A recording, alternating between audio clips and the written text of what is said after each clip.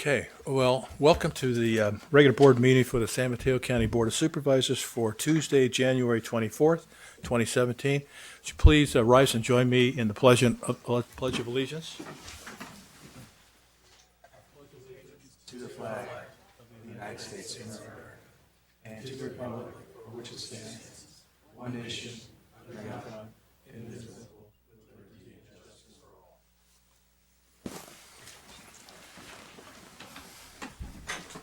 Roll call. Supervisor Pine? Here. Supervisor Groom? Present. Supervisor Slocum? Here. Supervisor Canepa? Here. President Horsley? Here.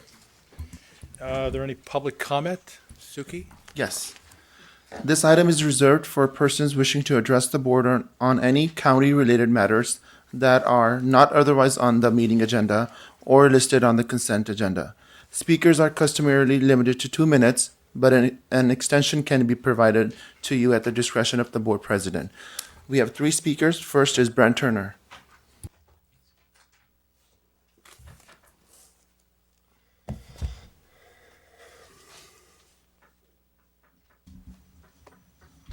Good morning, supervisors. Good morning, our newest, I think we might say most handsome supervisor, Supervisor Canepa. What else? What do you I have Brett? good news and bad news this morning. The good news is I don't think I'm going to come back and do this every supervisors meeting out of respect for my friend Supervisor Canepa and my other friends on the board. The bad news is for years I've been coming in front of this board to mention the fact that the state of California, per a few $1 million top-to-bottom review study done by then Secretary of State Deborah Bowen, concluded the election systems as insecure and inappropriate for use. And I've been bringing this to the attention of the San Mateo County Board of Supervisors and the Elections Department for a long time, stating that we should move toward more secure, less expensive systems. And we've been completely ignored. Now at this point, I think everybody is stipulating that we have a severe crisis in our democracy and that the vote counts are not secure. And this is in keeping with opinions by the intelligence community on this point. So now we have civil unrest, and all of this could have been avoided merely by having an appropriate voting system. But the government is beholden to Silicon Valley and Microsoft and the intellectual property lobbyists and their interests, and they will not easily move toward better systems. So again, I'm putting it in front of you to say you should combine with San Francisco County in their efforts to move toward open source general public license paper ballot systems, and I wish you all well. Thank you. Thanks, Brent. Our next speaker is Martin Fox, followed by Helen Zimmerman.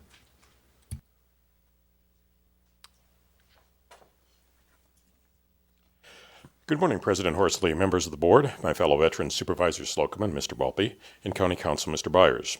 Thank you for your service to the county, and thank you for authorizing Laura's Law, also known as assisted outpatient treatment. Please improve on the disciplined compassion of the outpatient treatment Laura's Law provides to persons living with serious mental illness that is complicated by an inability to recognize their need for treatment, and waive all of the civil and criminal immunities that the intellectually and morally bankrupt Lanterman-Peters Short Act gives to those who decide to limit or deny treatment to the seriously mentally ill. Those who decide to deny or limit treatment to the seriously mentally ill are human beings, and human beings are motivated to take action based on incentives and disincentives they encounter. The individuals who decide whether to provide treatment or to provide a limited amount of treatment to a person living with serious mental illness may need to be rewarded for being willing to assume the risk of failing to help a patient recover. However, there is no need to protect a negligent failure to provide needed treatment, and no need whatsoever to protect an intentional failure to provide needed treatment. The problems created by the intellectually and morally bankrupt Lanterman-Peters Short Act civil law are only mitigated by Laura's Law, because a person's eligibility still depends upon hospitalization and incarceration recidivism. A criminal justice jail diversion system for the mentally ill will not solve them. Therefore, I ask you once again to please improve on the disciplined compassion of the outpatient treatment Laura's Law provides persons living with serious mental illness complicated by their inability to recognize their need for treatment, and waive all of the civil and criminal immunities that the Lanham and Peter Short Act gives to those who decide to deny or limit treatment. Thank you. Our last speaker is Helen Zimmerman.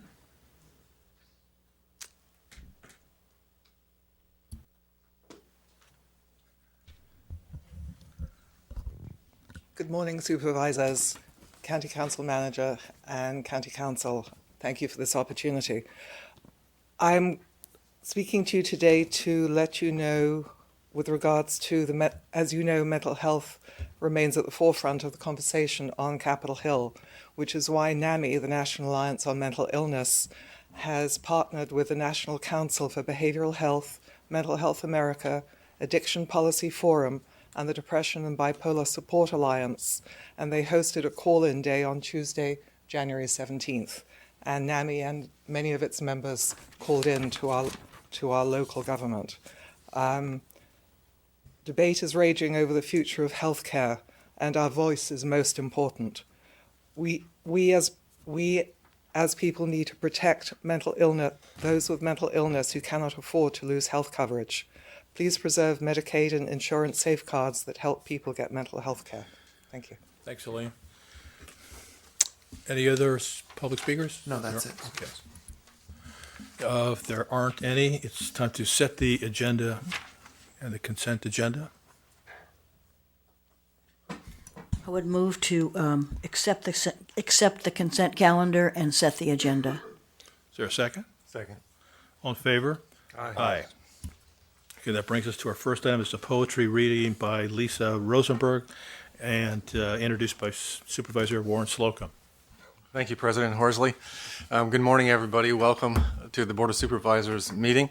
We're really excited this morning in that we're going to have our first official reading by San Mateo County's new poet laureate. She's new because she took office on January 1st, 2017. We call Lisa Rosenberg fondly, we call her this, of course, a scientist poet.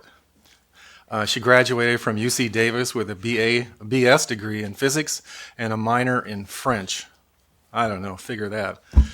Somewhere along the way in college, Lisa's love of the written word became her driving force, and she earned a Master of Arts degree in creative writing from Boston University. She's also a Wallace Stenger Fellow in poetry at Stanford.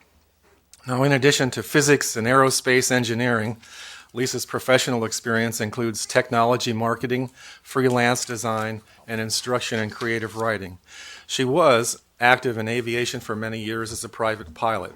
Her writings appear in literary, technical, and scientific venues, from poetry anthologies to journals as diverse as the Threepenny Review, Poetry, Shenandoah Witness, and Semiconductor International. Lisa resides with her family in Menlo Park, and I'm not sure which one of those two young people is Zoe, but her daughter Zoe is here, and I've now embarrassed Zoe, and she's hiding.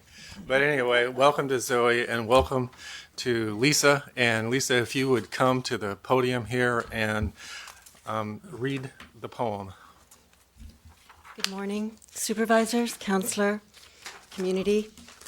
It is a great pleasure and a great honor to open the meeting and to open my term as Poet Laureate. I'm deeply grateful to the board for envisioning this post and bringing it to reality, and to Caroline Goodwin for launching it and setting it on its path as our first Poet Laureate. These acts help to bring poetry out of the margins and into our civic life, where it certainly belongs. I'm hoping it's not too far into the year to wish you all a Happy New Year.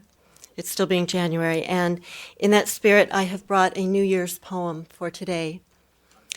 This poem both celebrates the incredible natural beauty that is ours in San Mateo County. It starts in the hills of just above La Honda, that remote area. And it's also a poem that arrives at contradiction and opposites, both in the natural world, fire and water, and in the world of nature and human enterprise, meaning the enterprises of the valley and the nature of the foothills. And as I wrote this and as I discovered these opposites and contradictions, it was a great reminder to me that if we zoom out, we can see the larger contexts, we can see the ecology that affects us, that we affect, and that holds all of us. New Year's Day, Coast Range. Digging wild rose roots, shovel and pick, we loosen earth around a young fig tree. Prepare a garden bed in the untamed space between Alpine Road and a casual apple grove. By scattered iris bulbs and networks of blackberry. From this land and its few wooden structures, a house, toolshed, and barn, we can see the blue slab that extends from Pescadero, the cool Pacific above Elephant Slopes as the Coast Range shudders its first green. Thin grass among ash thistle stalks, a ridge slanting down to buckeye, greasewood, and fir, to the shaded base of a summit wound with offshoots of the valley behind it. Wet roads where yesterday we saw great plumed pockets of fog like white flame rise from ravines that channel fire or rain. Thank you. Thank you.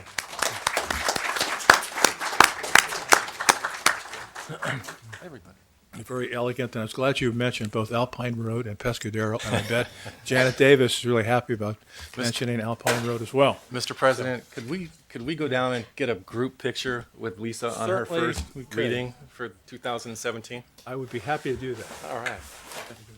Okay, sure.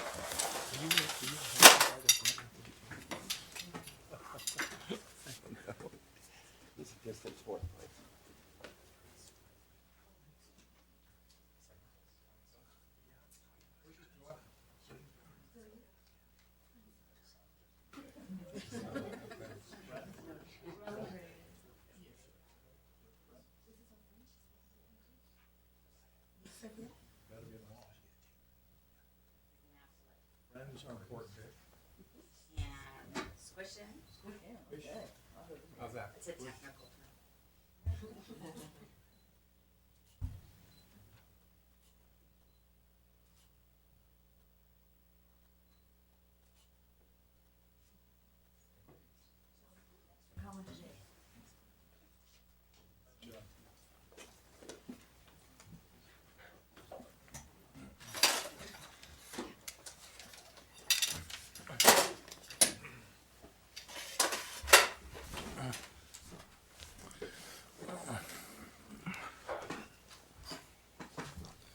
Okay, our next item is, item number 2 is the resolutions regarding San Mateo County's STARS Awards. Donna Rocio?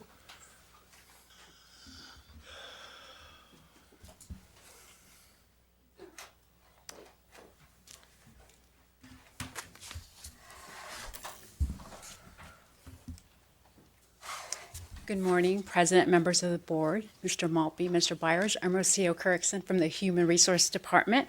Today we have the pleasure of introducing the 2016 STARS Award nominees.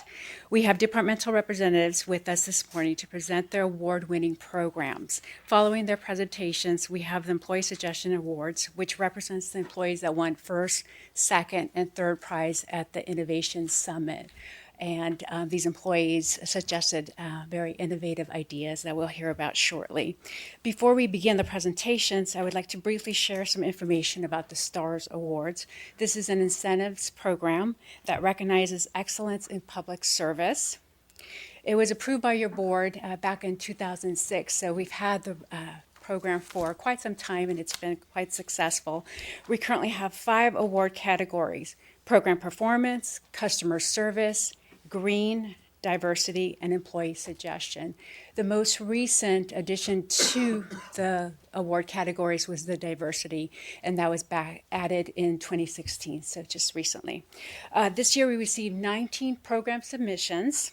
We had 3 review teams evaluate the entries based on impact, so the benefits, performance goals, and alignment to county priorities. In the end, they identified 6 programs to receive awards, and they also identify 4 honorable mentions. And so the main awards for program performance, we have 2: Health Safe Incident Reporting System and Probation's Pathways Mental Health Treatment Court. For the Customer Service Award, we have Health's We Care program. For the Green Award, we have Health's TB program. And for the Diversity Award, we have 2 recipients: Health's Office of Diversity and Equity and Health Interpreter Services. And so with that, we will begin the presentations, and we have several speakers here today. We'll start with the program performance with the Safe Incident Reporting System, and we have Lawrence Kualaping here from the health system.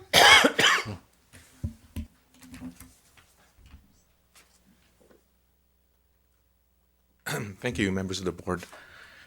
So the business of saving lives and extending lives is incredibly complex. The anatomy of the human, the vast array of things we can put into that human, like pills, radiation, transplanted organs, transplanted other things. It's just so extremely complex. It's mind-boggling. So a lot of things can go wrong and do go wrong when we try to do these things. It's been likened to a fully loaded 747 being disassembled and reassembled while in flight. So as you can imagine, things crash all the time, and a lot of people die, dozens to hundreds a day. So humans actually learn from mistakes, and if we don't have the tools to learn from these mistakes, to identify them, to review them, we never learn from these mistakes in the hospital. In the previous system, it was a centralized paper system. So as you can surmise, there's a bottleneck, centralization, and paper gets lost. So we've replaced this. We've developed an electronic decentralized system where the local manager at the hospital can actually review their own incidents and make resolutions and resolve these things. So we developed that system, and we outsourced the review of these incidents to the local manager. This has led to an overnight increase from basically 10% of our incidents being reviewed and resolved, investigated, to 100% overnight. But then these local managers, as you know, county managers have so many things to do. They're unable to do everything, intersecting priorities. So we actually hired a person, Dan Elisa, to review the quality and timeliness of these resolutions and investigations. So that went from a basically 0% compliance of review and quality review within 30 days to 90% within a year. So the best part of this system is that it's a one-time cost of $25,000 paid to county ISD. In contrast, if we bought an off-the-shelf thing, it would have been $40,000 for the first year and then $25,000 every year after that. So it's tremendous county savings, and it's led to a lot of lives saved at the hospital. Thank you. Before you go, I'm going to make a motion to pass a resolution to approve the Safe Incident Reporting System for San Mateo County's Medical Center. Is there a second? Second. All in favor? Aye. So I'm going to come up and I'm going to present you with this resolution. And we can, there you go.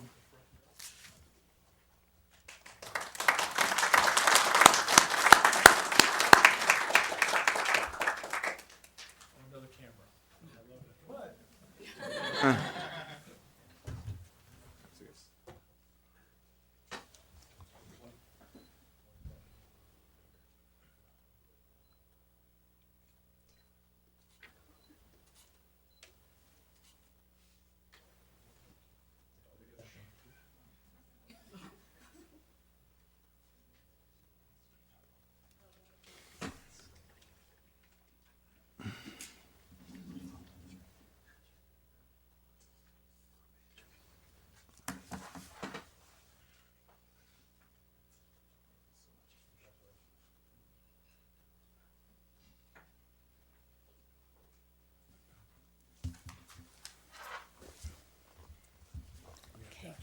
The next Program Performance Award is Pathways Mental Health Treatment Court. And this morning we have Michael Leone and Tennille Tucker here to present.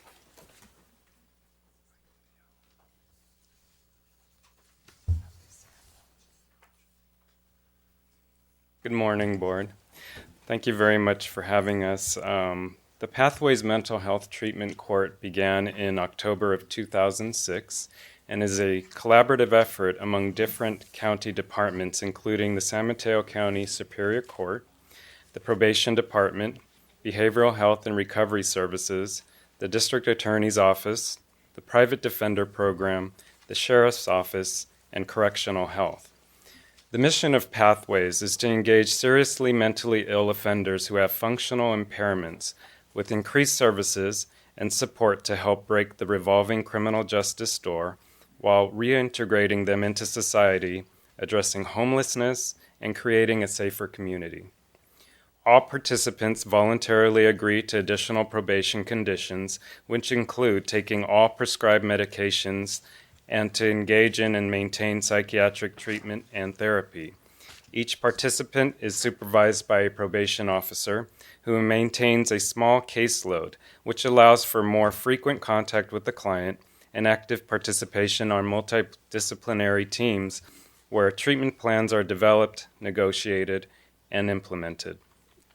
It is hoped that through extensive support and monitoring with active participation in mental health treatment, a certain level of stabilization can occur in order to be successful while on probation and to live well in the community. The Pathways team is a diverse team and it reflects the population we serve.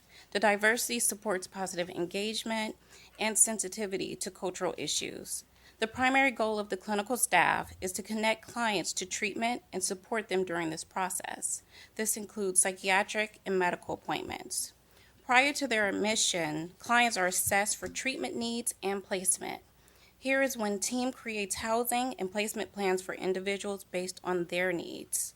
Placements can include returning home, residential treatment programs, social rehabilitation programs, and boarding cares. We are most proud of our clubhouse. The clubhouse is held on Saturdays from 9 to noon to provide weekend support. There are 6 to 15 clients in attendance every Saturday. This is led by our licensed clinician and peer support worker. A light breakfast is served and psychoeducational services are provided. In 2016, Pathways served a total of 42 clients, 14 new admissions, 9 participants were recognized as graduates, 11 participants obtained and or maintained employment, 10 participants completed substance abuse treatment programs, 2 participants were reunited with their children. Some of Pathways' accomplishments including having 91 clients graduated and become Pathways alumni. Since Pathways' inception, we have ensured that each participant has secured housing, placement upon admission. And lastly, Pathways completed 10 years of service last year in October. On behalf of the Pathways program, we are extremely honored to be considered for the 2016 San Mateo County STARS Award for Program Performance. The program recognizes that collaboration amongst all partners is the key component to its success and is committed to continue working together and providing this important community resource. Thank you very much. Thank you.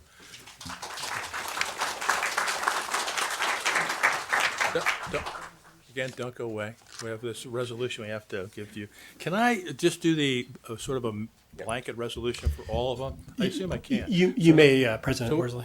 Why not, if somebody, well, in any case, you have to approve the STARS Awards recipients and honorable mentions, and is there a motion to approve that? So moved. Second. All in second? Okay, all in favor? Aye. So that, do we have to do B as well, same time? Correct. We need to get a 4/5 vote on the ATR as well as a separate motion. Now I need another motion on item B, which is the authorization for the appropriation transfer. So moved. All in favor? Aye. Aye. Okay, so I'm going to give you this resolution.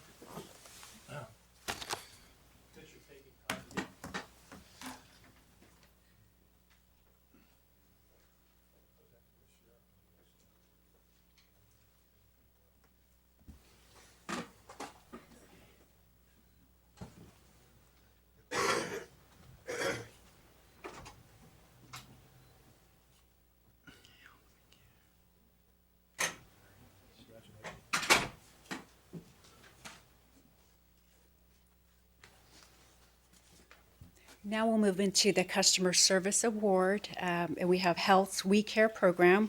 We have representatives here today, Fong Hathaway, Akram Kadir, and Diana Lisa Ponko.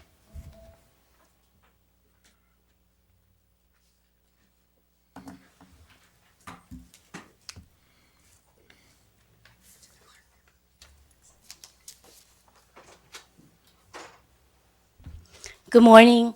Thank you so much for having us here. My name is Fong Hathaway. I'm the Patient Experience Supervisor. The We Care Customer Service, thank you again, for this amazing award.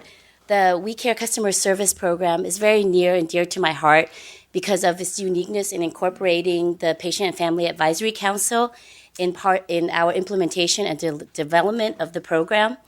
The mission statement of the Advisory Council is to seek change and improve patient experience who walks through our doors. We are the eyes, ears, and voices of our patients and family.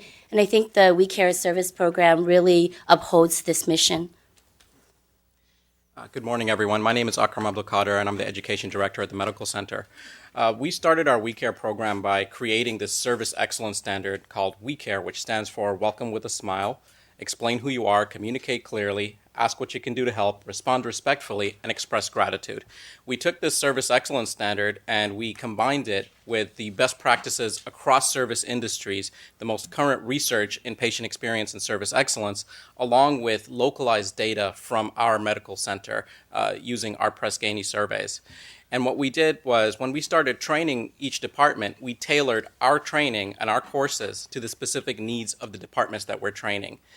And to date, we've trained about 78% of the medical center. That's about 1,065 people as of yesterday. And the most common feedback that we get is we need more of these classes. We would like it to be an annual requirement. And we've had a 97% positive rating for our classes. So one of the most important part of the Excellence Program is our validation, and we actually include our improvement partner in the Advisory Council in part of the process. This has been really well received by our staff, and many have asked us to provide on-the-job coaching as well. Good morning. I'm Diana Lisa Ponko. I'm the Patient Safety and Experience Officer with Quality and Patient Experience. Besides our internal data validation, we use the external experience surveys administered by Press-Ganey to verify our performance. And what we've noticed is a steady positive increase since launching the We Care program in 2015. We've seen an increase in courtesy interactions across all units and those who have been trained in We Care. Not only do we analyze our data and patient comments, but we integrate each department's areas of improvement and opportunities, and we base this type of data and integrate it into the courses that we're also going to be expanding. We use the patient's voices that we receive in terms of their comments, and we share that with our managers and with staff to improve our trainings. And lastly, I just would like to share a quote from one of our patients in the improvement partner. My interaction in numerous areas of the medical center have become seamlessly coordinated.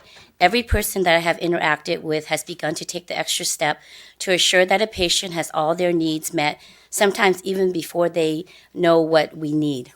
Thank you. Thank you.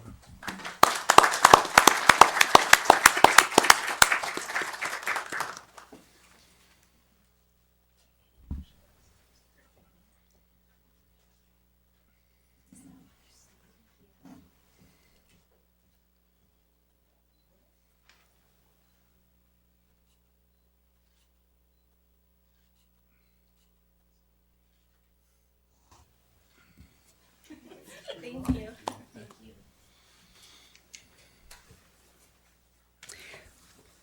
For our Green Award, Matthew Geltmaker will present the TB program.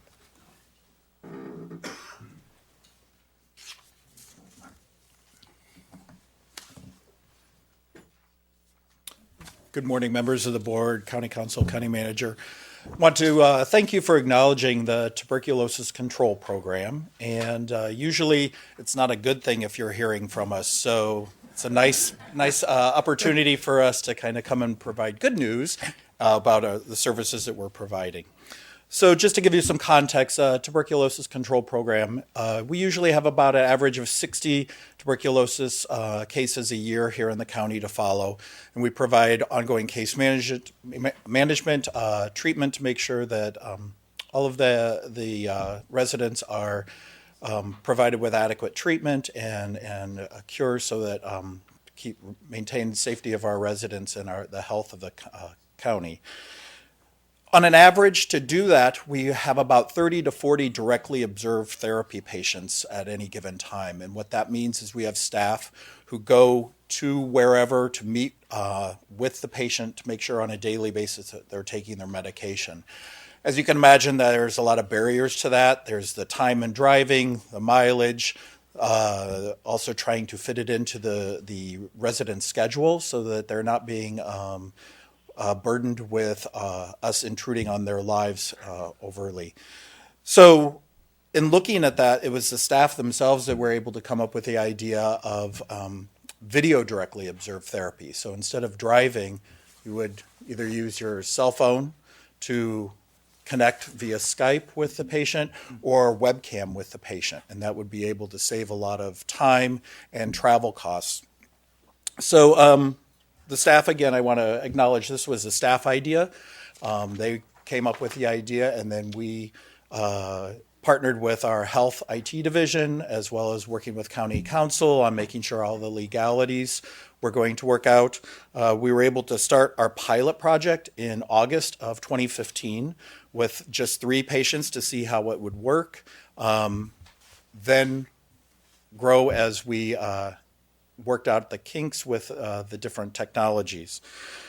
So for 15-16, we were able to provide 1,354 video directly observed encounters as opposed to driving, which obviously led to a lot of savings in time as well as mileage.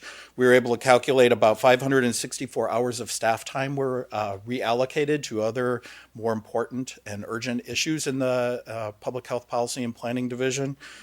We also saved almost 14,000 miles in driving, which when you calculate it's just under 7.5 tons of CO2 emissions that we were able to save. It also took cars off the freeways and the roads, as many of us coming today probably ran into. It's also part of the Shared Vision 2015 environmentally conscious community here, so it fits right into San Mateo County's vision. Just for the first quarter in 2016-2017, we were able to provide 593 video directly observed therapy encounters. So we are continuing this. And I think it's a great opportunity to look at other areas in health where we may be able to utilize these technologies to not only assist our patients, but also provide a better service and be a little bit more environmentally conscious here in our area. So thank you very much. And I really do want to acknowledge the staff. I'm just the spokesperson for them today, and they were the ones with the ideas and did all the hard work on it. So thank you. Great program.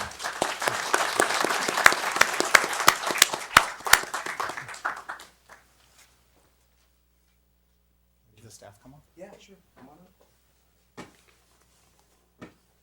Congratulations. Yes, thank you.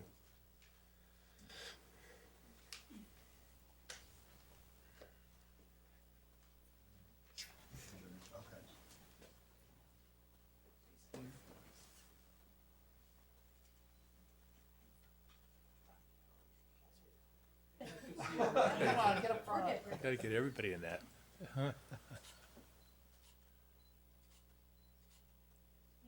Thank you.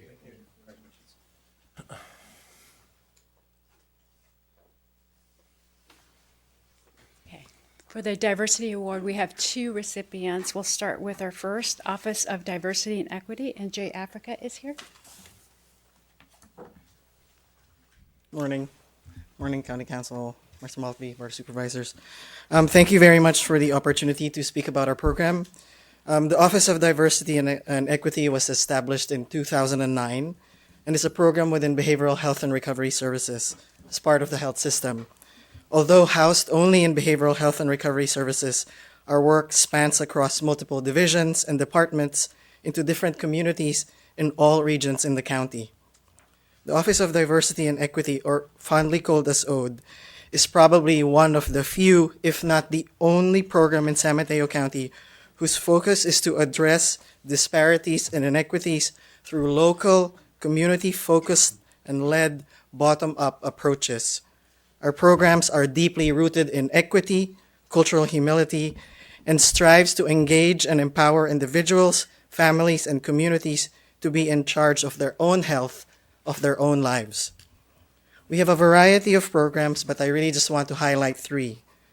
Our 9 health equity initiatives, whose focus is to address the gaps and the needs of underrepresented and underserved cultural and ethnic groups in the county, such as African Americans, Chinese, Pacific Islanders, Latino, Filipino, Native American, and our LGBTQ population, really their work have spanned beyond our wildest dreams. The work of these initiatives over many years have reached thousands of residents through community education, training, outreach, and engagement. These initiatives have also paved the way for starting the National Day of Prayer and Understanding for Behavioral Health in this county, as well as the Pride Day celebration and the opening of the first LGBTQ center in this county. Our parent program, or parent project program, teaches parents and caregivers effective skills on caring for their children. Since 2013, we graduated 605 individuals with a graduation rate of over 70%, meaning that 70% of those people took 10 out of the 12-week classes, 10 out of 12 weeks. Graduates of the Parent Project said that their relationships with their children have changed, but also their lives. Our mental health and youth mental health first aid have also been very successfully received in the community. Since 2011, almost 1,000 people have been trained in adult mental health first aid, while about 1,600 have been trained in the youth curriculum since 2013. Both these programs have been proven to actually save lives and help intervene during an emotional crisis. My staff and I at the Office of Diversity and Equity come to work every day with one goal: to help all people. My staff, most of them affected by inequities and inequalities themselves, are dedicated and passionate individuals, oftentimes going beyond the call of duty to help just one person. It is the sense of commitment that makes our work beyond the 8 to 5 or the 40 hours a week. For many of us, it is our true north or our life's calling to help. So really grateful for this opportunity and grateful for your awards and recognition for our work. But this is really not about me. This is really about the staff. So if I can just ask the staff to come here with me and receive this award. Thanks, Dr. Africa.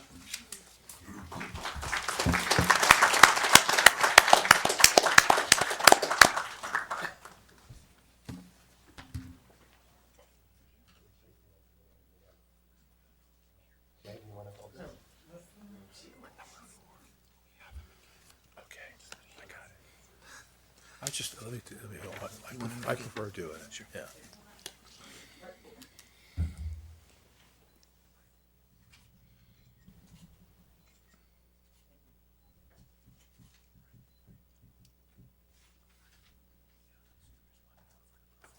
Okay. These are all 5. Oh, These are all 5. okay.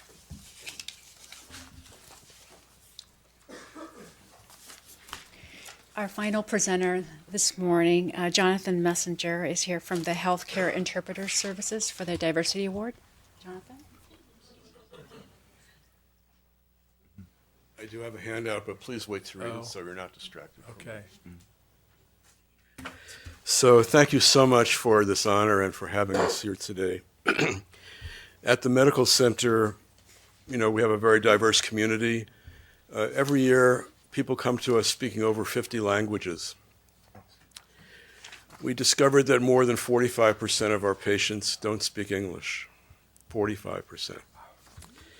Before 2006, we didn't know how to communicate with them. We had a very poor record in terms of communication in other languages.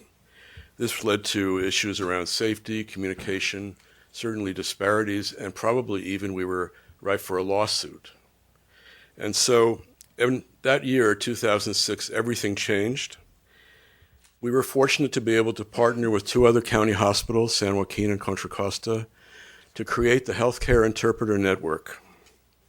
We're very proud of the network because it was the first in the world video and voice remote medical interpretation system. The first in the world. San Mateo County did that. Soon it became a statewide network, and today it's a nationwide network. And there are over 40 hospitals in our network, each contributing interpreters to the network, just like we do. Fascinating. We were able to hire professional medical interpreters thanks to your support and the support of our executive team. And I have our three professional medical interpreters here with us today, and I'd like them to stand. Patricia Arana, Rafael Perez Martin, and Michelle Jiang.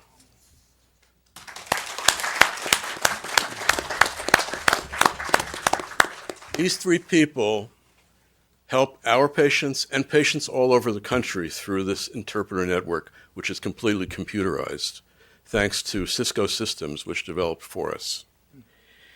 Through their work, we're able to leverage access to hundreds of interpreters nationwide in many languages, so that anyone who comes through our door now can be served in their own language, critical to safety and communication. We deployed video equipment throughout our system, beautiful video interpreter equipment, which you can see on the handout. This gives us very high speed of access to interpreters and a very high quality of service because these are all trained professional medical interpreters. So today, more than 10 years later, we are serving huge numbers of patients with interpretation. Last year, more than 45,000 times at San Mateo Medical Center, a patient was able to receive care because we provided them with interpretation. 45,000 times.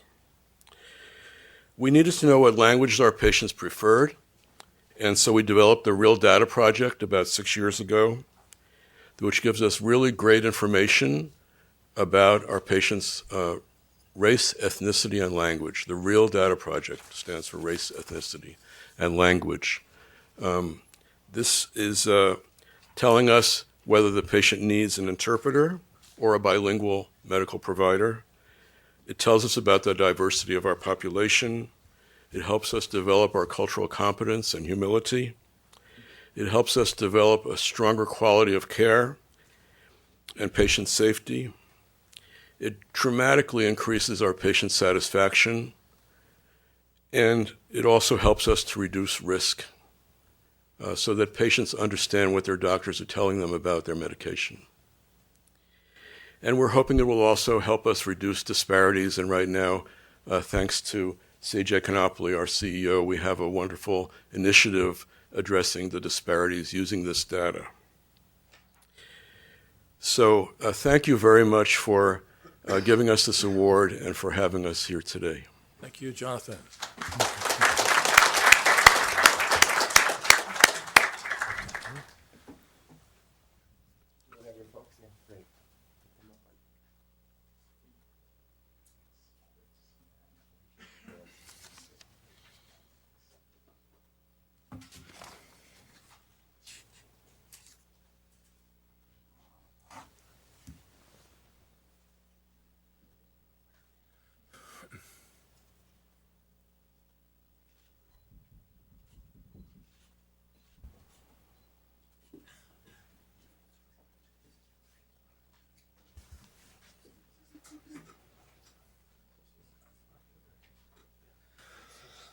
It's really an amazing glossary of languages. There's so many languages. There's languages that I had never heard of that you're able to do interpretation for us. Congratulations. Congratulations to the program award nominees. Excellent presentations. For the employee suggestion category, we held our second innovation summit, and it was held in December at the Hiller Aviation Museum.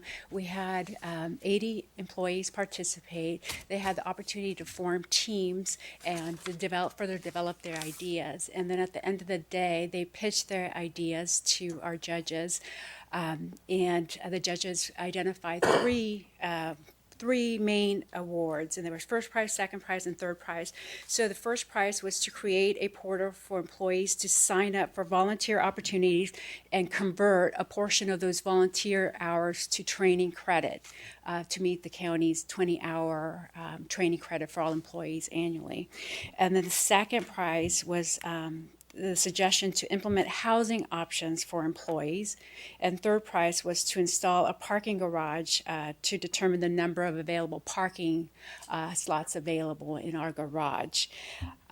So those were first, second, and third prize. Now I'm going to ask Supervisor Slocum, who also served as one of our distinguished judges at the event, to present the employees with their commendations. I'll call the employee's name, and if you can please join us in front of Chambers, and then we can take a team photo. So so Supervisor, and I have the commendations. Okay. I have them here. He was worried he didn't have any proclamations. Let us begin. Okay, so the first prize was to convert volunteer hours into training credit. Employees, Ivana Andrade from Office of Sustainability.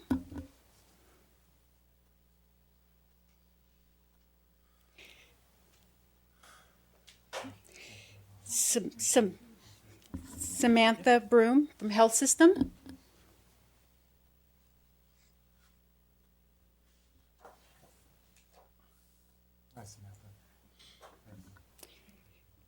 Dave Jekyll, Office of Sustainability.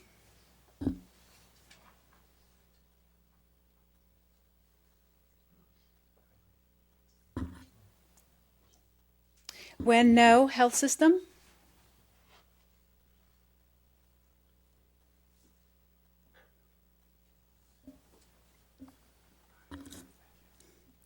And Alexander Thompson, Housing. Okay. We'll make sure she gets her commendation. Thank you. Okay. Take a photo.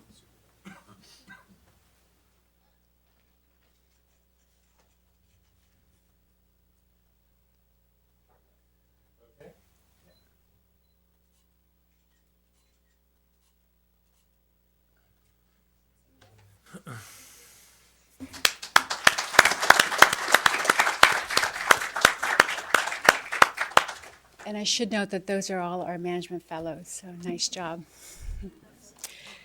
Second prize, so our employees, Supervisor Slocum, if you'll join us once again.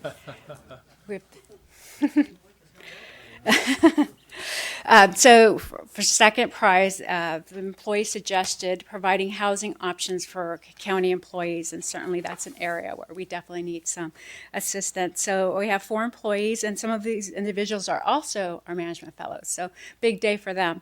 We'll start with Kevin Liu, Office of Sustainability.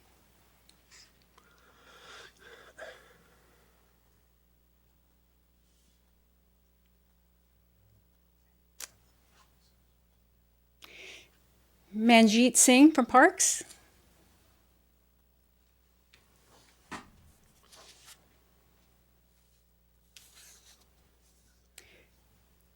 Scott Gertis, HR.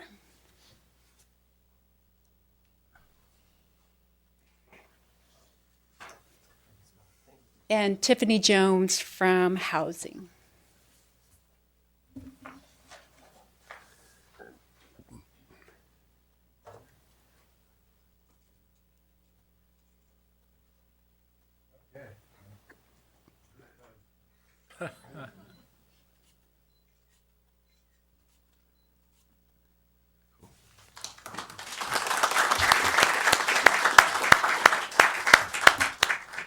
Okay, third prize, and the idea is to install parking garage counter display. We have 6 employees, however, 2 of them could not join us today. Lucy Fong and Daryl Frederick. We'll make sure they get their commendations. Employees that are here, Elizabeth Kimball from Planning.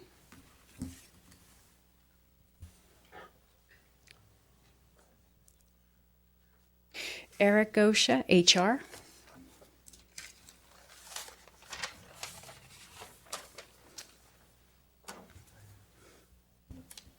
Bonnie Tendenza, HR.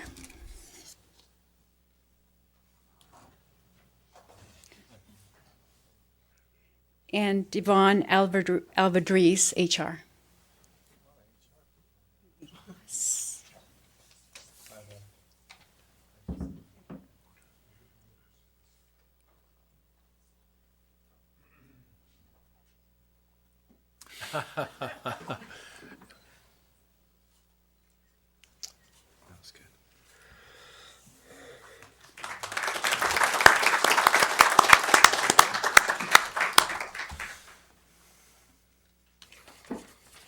Again, congratulations to the award recipients, and thank you very much, Board of Supervisors, and thank you, County Manager, for your support.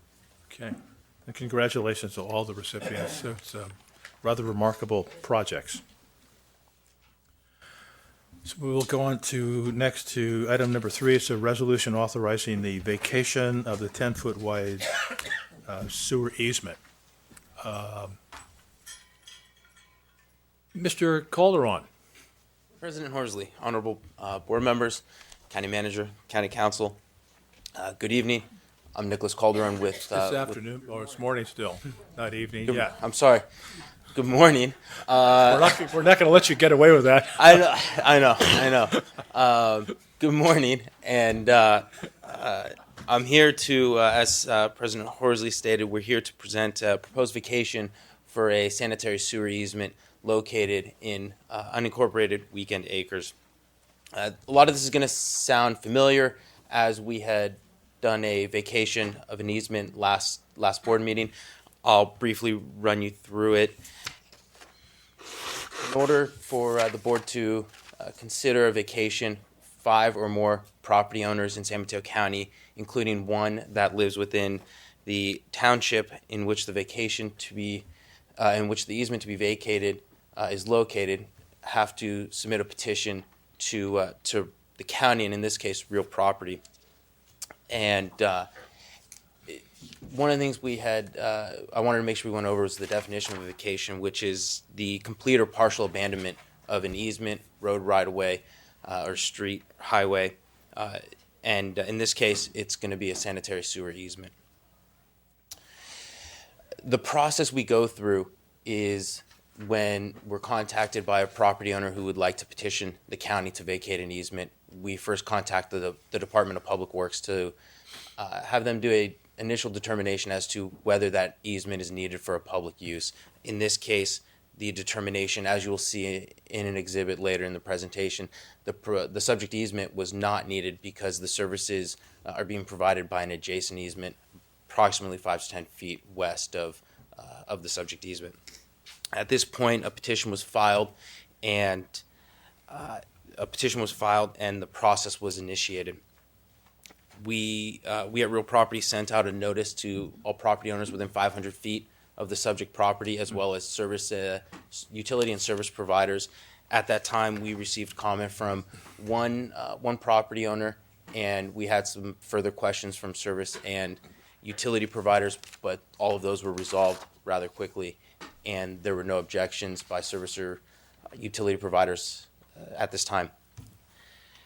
At that point, we go to the Planning Commission for a determination for general plan conformity, and the Planning Commission on November 30th determined that vacation of this easement does conform to the county's general plan. The last step of the process is we present it to the board for a resolution. Now, the subject easement is located at 2513 Alpine Road in unincorporated Weekend Acres. It's a sanitary sewer easement. The history of the easement is it was granted to the county in 1959 for sanitary sewer purposes. As stated earlier, there's an easement 5 to 10 feet west of this of the subject easement that is currently being used, which has made this subject easement no longer public use. Therefore, there were no objections from the Department of Public Works or utility or service providers.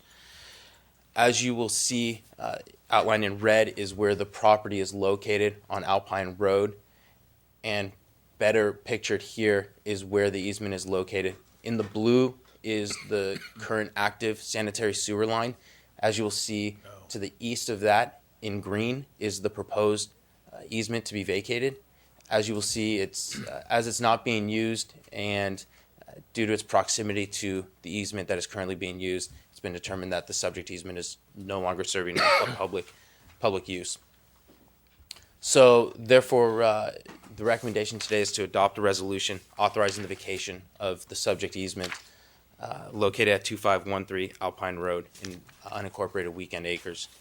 And with that said, I'm happy to answer any questions that the board may have. And President Horsley, I'm sure you're aware of this. There is a public hearing requirement here, so we would need to open a public hearing at some point. I wasn't aware of that, but thank you. I'll Any move to questions? open the public hearing, Mr. President. All in favor? Aye. There wasn't a second, but that's okay. All right. Any public comment? Go ahead.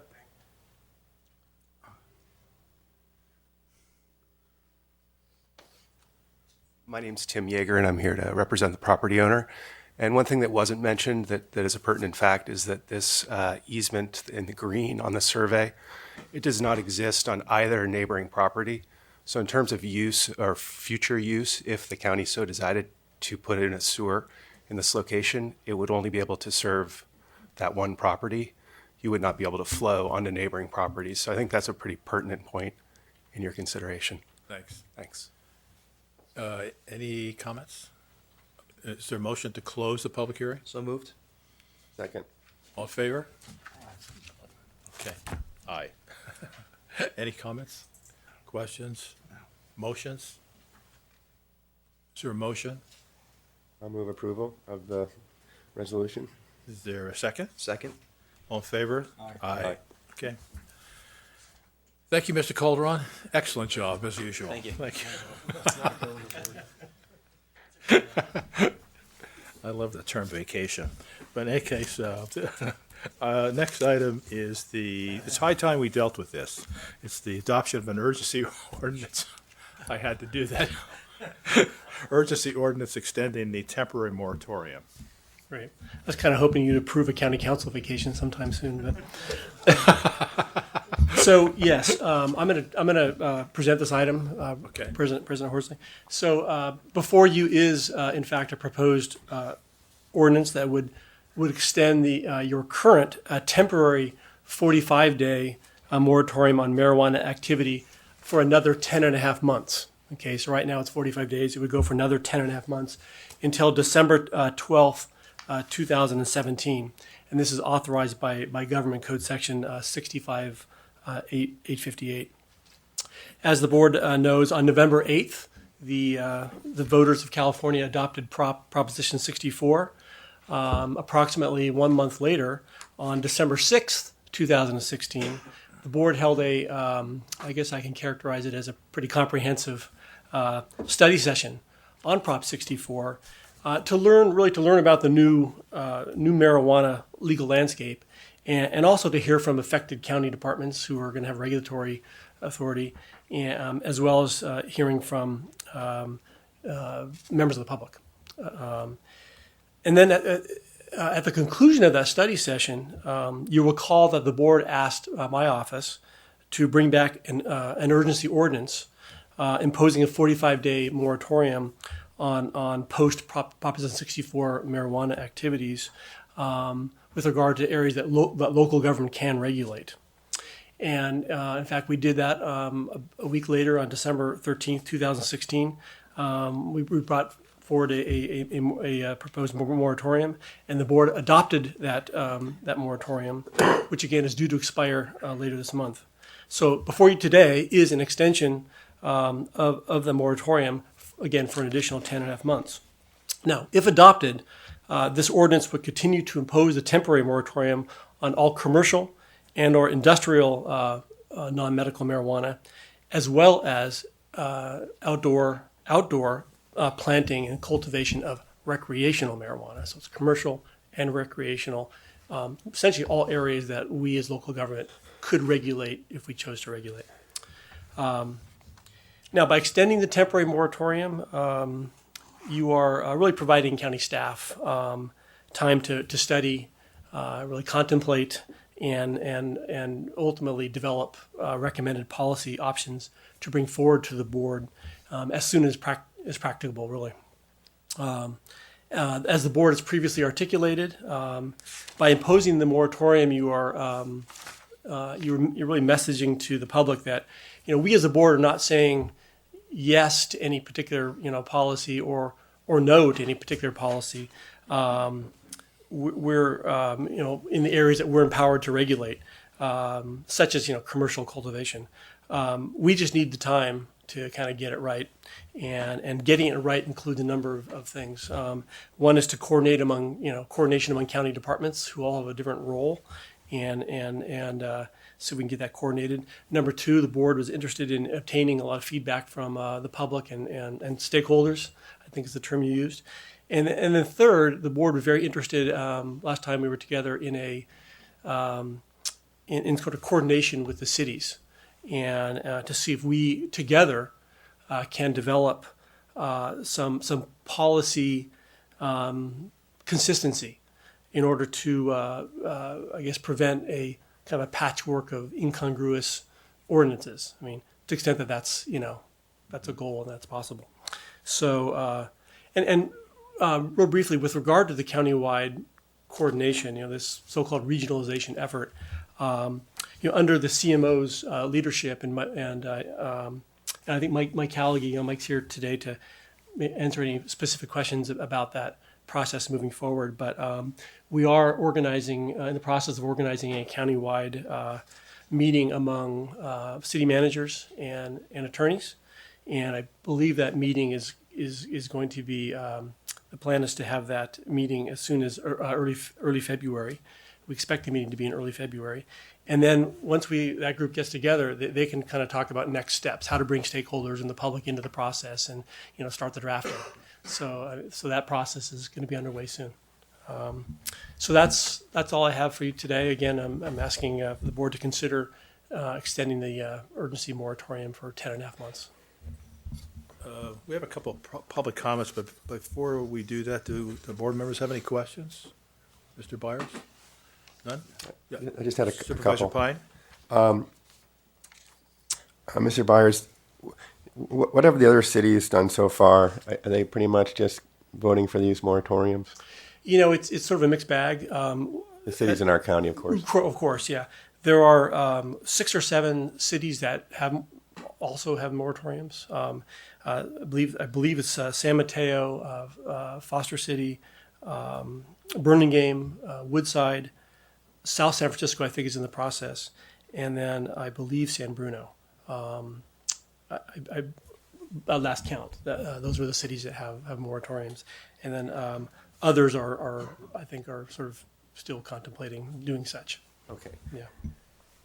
And the proposal today is, of course, to extend the emergency ordinance, which I guess all in will be about a year, right? When we add the 10 months. Correct. The 45 days plus the 10.5 months would be a year. And then at that point, it's probably be very unlikely, but the board could extend for an additional year pursuant to government code, if that were right. That was even, my next question. Even, it's probably too early to say, but yeah. What kind of due date, are we going to have? When do you anticipate completing the work? It may be too early to say.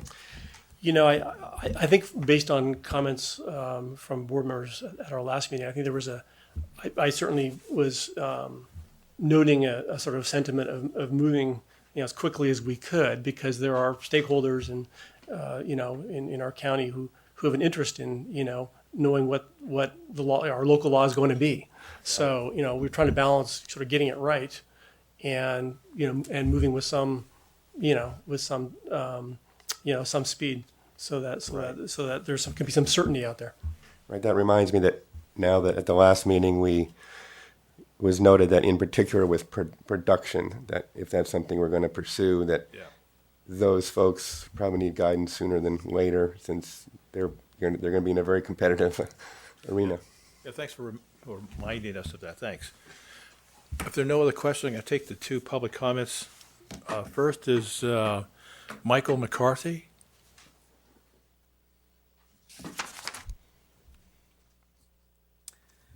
Good morning, supervisors and county personnel. My name is Michael McCarty, and I'm speaking about the urgency ordinance, and I'm urging that you carve out personal growth from that ban, or that, whatever you want to call it. Just so you know, I'm a retired registered nurse. I have 40 years of experience working in critical care areas in 4 different hospitals on the Bay Area.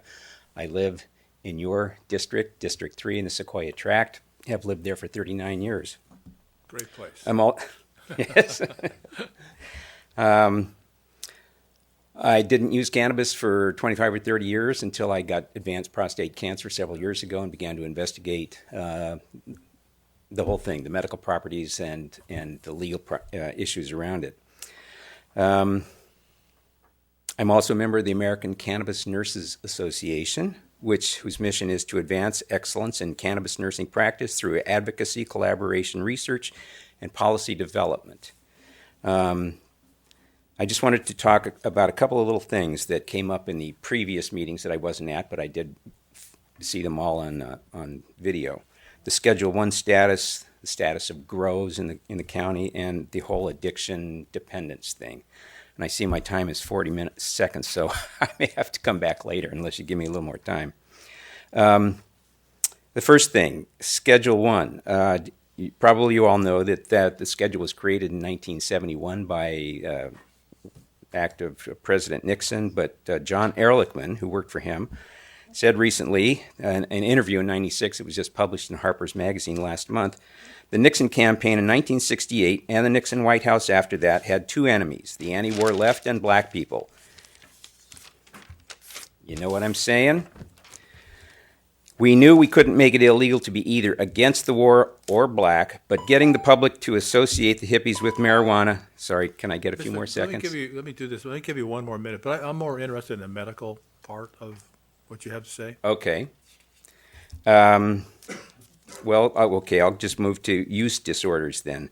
You had a speaker from, I think, the Public Health Department. I can't remember what department exactly. Her name was Caballé or something like that, who said that 17% of teen users develop addiction, and then used that number to extrapolate out the number of potential marijuana addicts who might seek county services for addiction problems. Well, Supervisor Pine wisely asked, what does addiction mean? And NIDA suggests that 9% of users develop dependency, not addiction. What's the difference? From the NIDA website, frequent marijuana users often report irritability, mood and sleep difficulties, decreased appetite, cravings, restlessness, and or various forms of physical discomfort that peak within the first 2 weeks after quitting. I can speak from personal experience. When I abstained from using cannabis, the side effects and symptoms I experienced are no worse than coming off of caffeine. Anyway, marijuana use disorder becomes addiction when the person cannot stop using the drug even though it interferes with many aspects of his or her life. Estimates of the number of people addicted to marijuana are controversial, in part because... I just ask you to summarize it. I will... Well, first, if you have it written, you can send it to us. Right. But that'd be a good idea. One more paragraph or one more sentence? Well, go ahead and summarize it. Okay, so these studies suggest that 9% of people who use marijuana will become dependent on it, rising to 17% in those who start using in their early teens. But the numbers that she presented are just out of proportion. We have 600,000 residents in the county. 67% supported the passage of Prop 64, and I'm sure they didn't expect that growing personal grows would be banned in the county. So I'm hoping that that ban will be lifted fairly soon. Thanks. If you wanted to send us your written information, that I'd be would be happy to appreciated. send that via email to all the board members. The next speaker, obviously anticipating, is Marty Fox. President Horsley, if I can just make a quick comment. The speaker did, at the outset of his comments, indicate a desire to pull personal growth out from this proposed extension of the moratorium. Just to nuance that, if I may, what's before you does does not impact. Could Go I ahead. hold on a second? Yeah. Could you, Mr. McCarty? I think you might be interested in hearing what our county council has to say. Go ahead. Would you start Right, over so again? what the ordinance that's proposed before you would not pull out indoor Yeah. growth of up to 6 plants. That's a right under Prop 64. So that would not. So this ordinance, if adopted and extended, would not impact the ability of a person to grow up to 6 plants indoor, assuming they're following the law with regard to security, et cetera. It would only impact outdoor growth of up to 6 personal. Just don't want it in your front yard, in other words, or backyard. Good. Okay. Well, we won't go into that.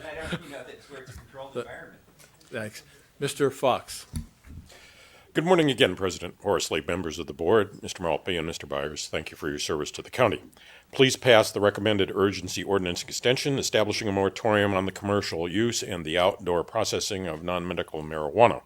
2 days after your last meeting, the National Academies of Sciences, Engineering, and Medicine issued a report that concluded there was strong evidence linking marijuana use to the risk of developing schizophrenia and other causes of psychosis, especially among frequent marijuana users. Some work even suggests that there is an increase in the risk of developing depressive disorders. Some evidence also suggests a link between using marijuana and developing dependence on or abuse of other substances, including alcohol, tobacco, and illicit drugs. The organized criminal drug distributors of what was illegal non-medical marijuana are likely to have already identified those members of the community, including our children and persons living with serious mental illness, most likely to use more potent illegal drugs and entice them to use those more potent drugs with cheaper prices in order to cover their losses from the passage of Prop 64. Please protect the limited amount of progress we have made on protecting our children and the persons living with serious mental illness from the adverse consequences of using potent illegal drugs, and pass the recommended urgency ordinance extension establishing a moratorium on the commercial use and outdoor processing of non-medical marijuana. Thank you. Thank you, Mr. Fox. Any comments from board members?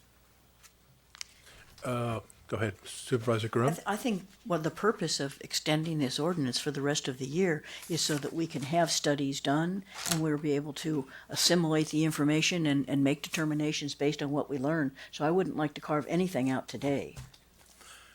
Last time, we didn't actually set up a subcommittee, and I know that Supervisor Pine had indicated an interest, and Supervisor Groom indicated interest in being part of a subcommittee, so I'm going to suggest that we create one. Do I have to have a motion to do that? Yes. So to work with the staff because I know that you're going to need some feedback from board members when you're working with Staff would really appreciate to have two supervisors that we can consult with and help develop thinking around this whole complicated issue. So it would be an ad hoc legislative committee of the board, yes. So can I have a motion to have an ad hoc committee of Supervisor Groom and Supervisor Pine? So moved. Second. All in favor? Aye. Okay, now what is the preference of the board on the interim ordinance? I'll move approval of the interim ordinance. Second. All in favor? Aye. Aye. Okay, thank you.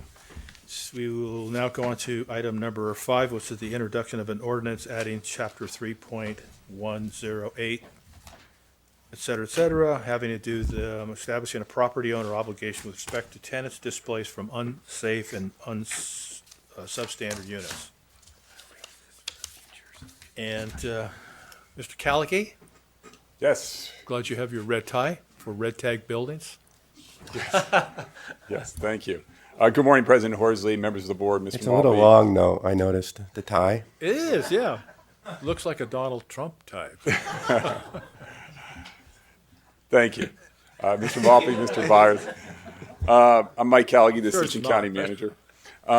Just by way of introduction today, I wanted to introduce this ordinance, just really say that it's one that's very narrowly tailored and very specific to situations where rented or leased housing is so dangerous that it causes a life or a health safety issue for the residents. There's really only two situations that this applies to, and that's really an illegal structure that is unsafe. So we're not talking about a technical violation. We're talking about really a life safety issue, or a legal structure that becomes unsafe. So it goes without saying that we all believe that no one should have to risk their life or the life of their family members to put a roof over their head. Yet we continue to see some landlords in this county who continue to take advantage of this housing crisis and rent dwelling spaces that were never meant for human habitability. This includes some dwellings that we've come across that were storage lockers, metal cages, locations where they were not properly vented for the heater, lack of exits, and certainly some electrical violations. When presented with these situations, we believe that the owner who has been collecting these rents on these illegal, dangerous units should be the one responsible for the ultimate displacement and rehousing of the individuals who have been displaced. This narrowly tailored ordinance not only comports with existing state law, the existing state law gives us the vehicle to create this ordinance and to really clarify and clearly define the ramifications for the landlord and the rights of the tenants. And we're lucky in this county because the vast majority of our landlords are good landlords who provide safe housing. But this ordinance sends a clear message to those who have chosen to take advantage of tenants with substandard housing, and it sends them a message that there are consequences. And I'm about to introduce the multidisciplinary team that really worked for about 8 months to put this together. And I have to say it's a terrific team, but we couldn't have done it without some of our stakeholders, namely Sam Carr, the Apartment Managers Association, and Legal Aid of San Mateo County, who have been terrific partners on this, who have really come up and given us some great suggestions on this ordinance, and who have all started with the very basic premise that you shouldn't have to risk your life to be housed in this county. So with that, what I'll do is I'll introduce a team who will really go through the specifics of the ordinance. And I'll start with our Deputy County Counsel, Mr. Coolidge and Ms. Sheff, who I've got to say have done an outstanding job at looking at other ordinances, really putting this ordinance together. And then we'll move to our building official, Mr. Hancock, and then to our HSA director, Ms. Rodriguez. And they'll talk about the red tag process and then the rehousing of individuals. So with that, I'll turn it over to Mr. Coolidge. Mike. Good morning, members of the board. Mr. Maltby and Mr. Byers, I too am wearing my red tag tie for the occasion. A little shorter, but... Shorter, yeah, thank you. We coordinated. Mike pretty much set the stage of kind of why we're here this morning. I'm going to build upon that a little bit and explain both kind of the background of the problem that the ordinance is seeking to address, and then speak generally about what the ordinance does and doesn't do. Then I'll hand over the clicker to Ms. Sheff, and she'll go through in more detail the nuts and bolts of the ordinance. So first, the background of the problem. There exists throughout our county rental units with severe code violations that present threats to the tenants who occupy those units. In those situations, the county receives complaints and is forced to engage in code enforcement activities. And as a result, tenants are often either temporarily or permanently displaced from those units. As a result, those tenants are burdened with having to find safe and affordable replacement housing and the financial hardship of moving related expenses. And this is a particular burden for low-income tenants. As Mr. Callaghy explained, the great majority of our landlords or property owners wouldn't be affected by this. What we're trying to do here is really go after the worst of the worst. Mr. Callaghy mentioned a particular example of a situation where tenants were literally living in welded cages. This was in a warehouse in North Fair Oaks, and these are some photographs that depicted where those people were living. I believe the middle photograph is a view from inside the unit looking out into the warehouse. In this day and age, in our county, to have folks living in these types of situations is unacceptable. And again, our focus is on the worst of the worst. And I think Mr. Hancock, a bit later, will explain in detail how that process works. And as the board knows well, this issue is particularly relevant given the tragic events in Oakland with the Ghost Ship fire, which was a warehouse situation where folks were living in places where they shouldn't have been living. Now, thankfully, in our county, these issues don't happen all too often. But what we've learned is when they do occur, adequate protections need to be in place. And as Mr. Calgi explained, when tenants are displaced, the burden of providing these relocation benefits either falls to the tenants themselves or to the county. And Ms. Rodriguez will step in, will explain a bit later kind of how that process currently works with replacement housing. But we want to change that. And in cases where it's the fault of the property owner that's causing the displacement, we want to hold that property owner responsible, not the county, not the tenants. And so the purpose of this ordinance is to provide balanced protections. As Mike explained, we reached out to individuals from all sides, from the property owners to tenants' rights groups. And what we strive to do here is provide balanced protections. So we want to ensure that tenants displaced due to code violations caused by property owners receive appropriate relocation benefits to help secure safe replacement housing. We also want to hold property owners accountable for tenant hardships caused by their action or inaction. We want to deter other property owners from engaging in similar conduct. But we also want to provide protections to property owners. And Ms. Sheth will go in more detail about what those protections are. And finally, our ordinance builds upon an existing state law scheme and draws from other local entities that have similar ordinances in place. Just quickly, what the proposed ordinance does not do, because I think this is important in understanding what the ordinance is intended to do. It does not change the code enforcement process. It simply adds protections to those displaced because of code enforcement activities. It also does not create a broader tenant relocation assistance program. It's focused specifically and it's narrowly tailored to this situation where tenants are displaced from unsafe units due to county code enforcement activities. And now I'll hand over to Ms. Sheth, and she'll go through in more detail the nuts and bolts of the ordinance.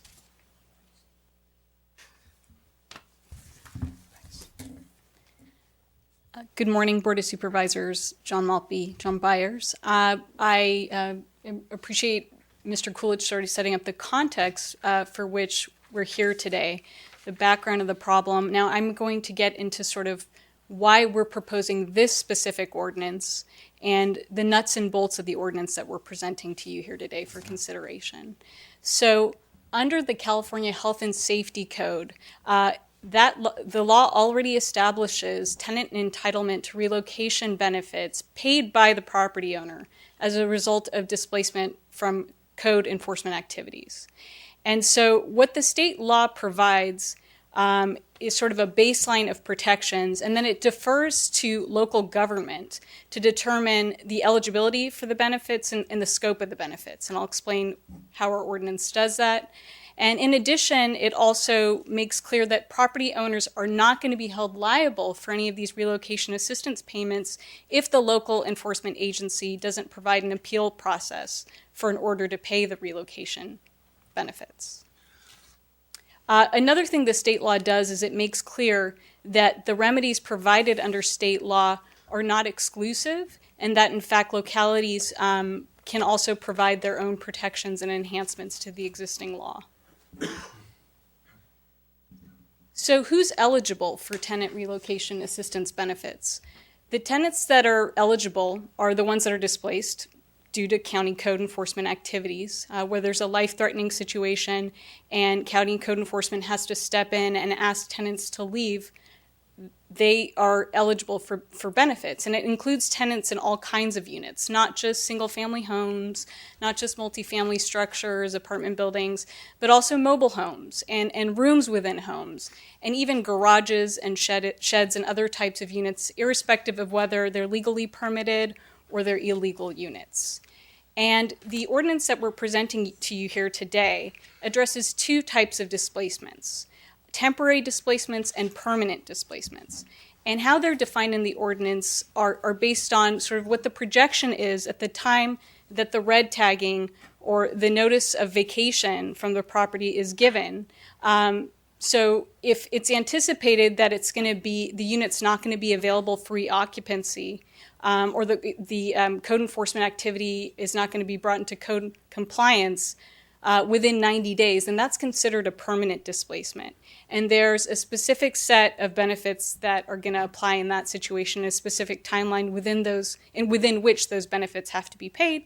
And if it's it's foreseeable that the unit that a tenant is being displaced from is going to be brought into code compliance within 90 days or is going to be available for reoccupancy, then that's considered a temporary displacement. And there are, of course, different benefits available in that situation and a different timeline that governs.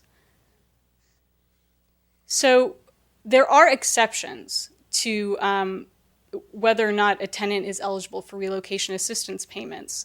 And we have carved out specific grounds by which a property owner can appeal an order to pay relocation assistance benefits, and they include the following. So if the condition that created or gave rise to the code enforcement activity was actually created by the tenants or any of the tenants' guests, then that would be, that tenant would not be eligible for relocation assistance benefits. If the tenant unreasonably prevented the property owner from undertaking the repairs and maintenance necessary to correct the condition, that would be another exception to eligibility. Displacement because of damage caused by a natural disaster, an earthquake or fire, or an accident that happened that was outside the property owner's control, another exception. If the condition that gave rise to the code enforcement activity existed at the time that the tenants moved in, and the tenants moved in for the specific purpose of obtaining relocation benefits, that would be another exception. And then, of course, if the property owner offers in writing to immediately move the tenants to a replacement unit in the same building, subject to certain conditions being satisfied, that would be another exception. And then finally, of course, if the code violations are corrected swiftly, or if the county cancels the notice to vacate for some reason before the tenants take what we call or define definitive steps to move, then that would also be an exception. And definitive steps is defined in the ordinance to be, incurring, for instance, expenses for the anticipated move, hiring a mover, putting things in storage, etc. So the assistance that the property owner would provide to an eligible tenant household, assuming those exceptions don't apply, would be that the tenant would be entitled to move back into the same or an equivalent unit in the same building when the unit's ready for occupancy, and that the same terms and conditions that applied to their tenancy before the displacement would go into effect again. And then, of course, in addition to that, they would also be eligible for monetary relocation benefits. And as I mentioned before, they would be paid within a specific timeline, depending on whether the displacement was permanent or temporary. Permanent displacement, where basically it's projected that the tenant household can't come back within the property or the unit within 90 days, that tenant household would be eligible for 3 times the current monthly HUD fair market rent for the unit of a comparable size. HUD is the U.S. U.S. Department of Housing and Urban Development, and they put out on an annual basis these figures for the fair market rent in the area that in the specific county where the unit's located. They change yearly depending on what's going on with the market. So, for instance, we provided this in a memo, but for a 2-bedroom unit, the HUD fair market rent in San Mateo County is a little over $3,000, so 3 times that would be $9,000. For an efficiency unit, which would be a studio, it could be a garage, as we define it under the ordinance, that would be about $1,900 a month. So times 3, a little less than $6,000. And in addition to getting the fair market rent value, they would also, for 3 months, they would also get up to $1,000 for moving costs and related expenses. In a temporary displacement situation, you would be able to recover temporary accommodation costs that you incur as a result of having been temporarily displaced, and you also get actual and reasonable moving expenses. You have to prove it up. So you have to provide documentation of receipts, bills, invoices, etc., showing that these costs were incurred and for that reason. And then you'd have to submit them to the property owner, and then within 5 days, the property owner would have to provide the payments. There's a cap on what you can recover for under a temporary displacement, and that is that you could recover no more than what you would be able to recover had the displacement been a permanent displacement. One other item is if you have a situation where you have to be immediately vacated, and under the ordinance that means you have to vacate the property or the unit within 30 days, within less than 30 days, you'll be eligible for an additional payment of $1,000. And that $1,000 is intended to cover costs that would be incurred with a short-term move or, a shortly noticed move that you wouldn't otherwise incur. In terms of timeline for payment, I think I mentioned this, some of this in the last slide, but you have to pay the benefits for a permanent displacement at least 10 days before the vacation date or the displacement date. And that's what's going to be specified in the county order or in a court order or in the property owner's own notice to vacate. For a temporary displacement within 5 days after the tenant household provides proof of expenses.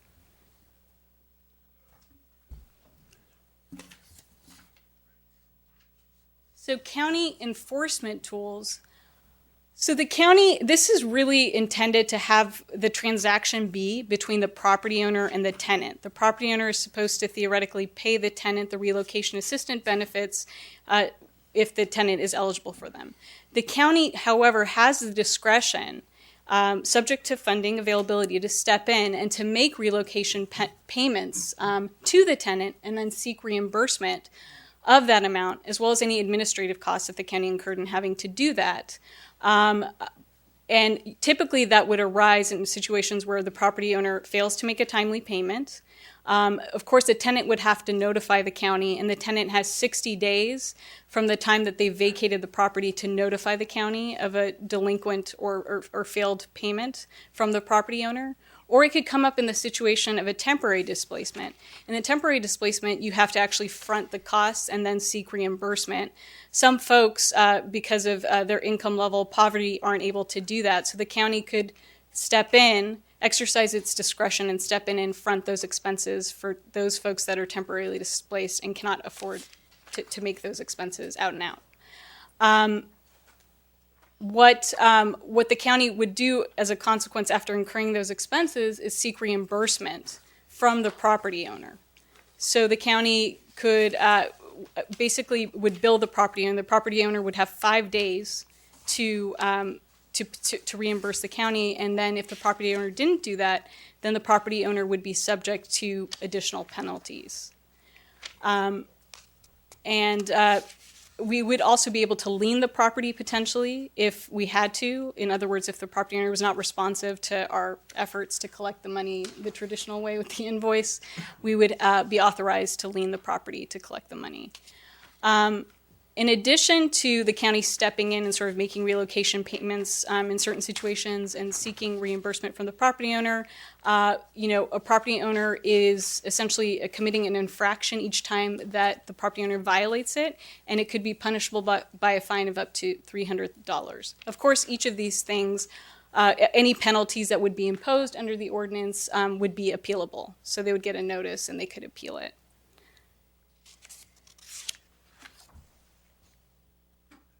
So, of course, this kind of dovetails into what I said earlier, which is that the property owner has robust due process rights under this ordinance. There's a specific process. So they get they have a right to notice of the obligation to make relocation payments, and they do get that notice from the county.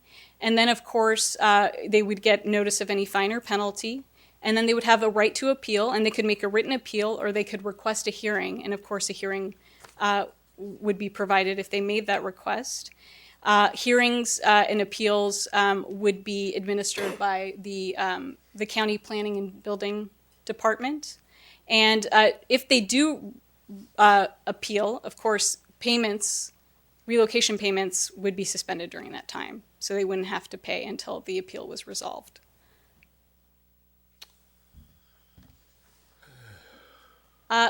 Private right of action. So this does not allows anybody who believes that the provisions of the ordinance have been violated to file suit. And reasonable attorney's fees would be awarded to the prevailing party. And it also, this ordinance does not bar a property owner from filing any actions against a tenant or the tenant's guests for any damage that those tenants or guests caused to the property. So that was a lot of information, so I'll try to summarize it in this slide, and sorry if it's a little difficult to read. I'll be very deliberate in how I say it so that it'll resonate better to the extent you can't read the slide. But at the outset, the county issues what's called a red tag, or a notice to vacate, and Miles Hancock, the building official, will speak to that and explain in detail how that process works. But then once that red tag is issued, then the county also simultaneously provides the property owner an order to pay relocation benefits. And at the same time, they also make reasonable efforts to inform the tenant household or the affected tenant households of the right to relocation benefits. And then either the owner can make the relocation payment to the tenant household, or the owner can appeal the order to pay relocation benefits.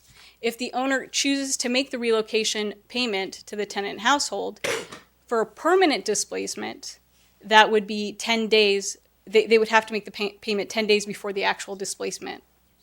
And if it was a temporary displacement, then within 5 days of receiving proof of costs incurred as a result of the temporary displacement, the accommodation costs, and the moving expenses. If the owner decides to appeal, then the appeal has to be made within 10 days of receiving the order to pay relocation benefits. And then, of course, if they request a hearing, the hearing has to happen within 30 days of the appeal. And then if the order to pay relocation assistance benefits is upheld, then the owner is required to make the payment within 10 days of the written decision from the hearing officer. So that's the process in a nutshell. And what I'll do now is turn it over to Mr. Hancock, and he will explain the red tag process. Good morning, Supervisors. Good morning, Mr. Maltby, Mr. Byers. As a brief overview of the red tagging that we would do, before you'll see the notice that we would post on the building is an unsafe structures tag. It's the color red, which is why it's noted as red tag. In addition to this notice, we would also post a notice to vacate or a notice to abate, depending on the circumstances. So in the photos that you were presented by Mr. Coolidge earlier, you saw the illegal structures that were being used as housing units. They had no ventilation, they had no heat, they had no proper sanitation. There was a makeshift shower, a makeshift toilet on the premises, and that is a typical situation that we would post. It's very rare that we come across these, and when we do, we are either notified by neighbors or somebody in the community, or we may run across it during one of our inspections. My staff would either post this on the structure, or I would post it on the structure. So, aside from that, I'll turn it over to Ms. Rodriguez. Okay. Before you go, how often have you run across facilities like this? Last year we ran across 2. Okay. Thanks. Good morning, President Horsley, honorable members of the board, Mr. Maltby and Mr. Byers. The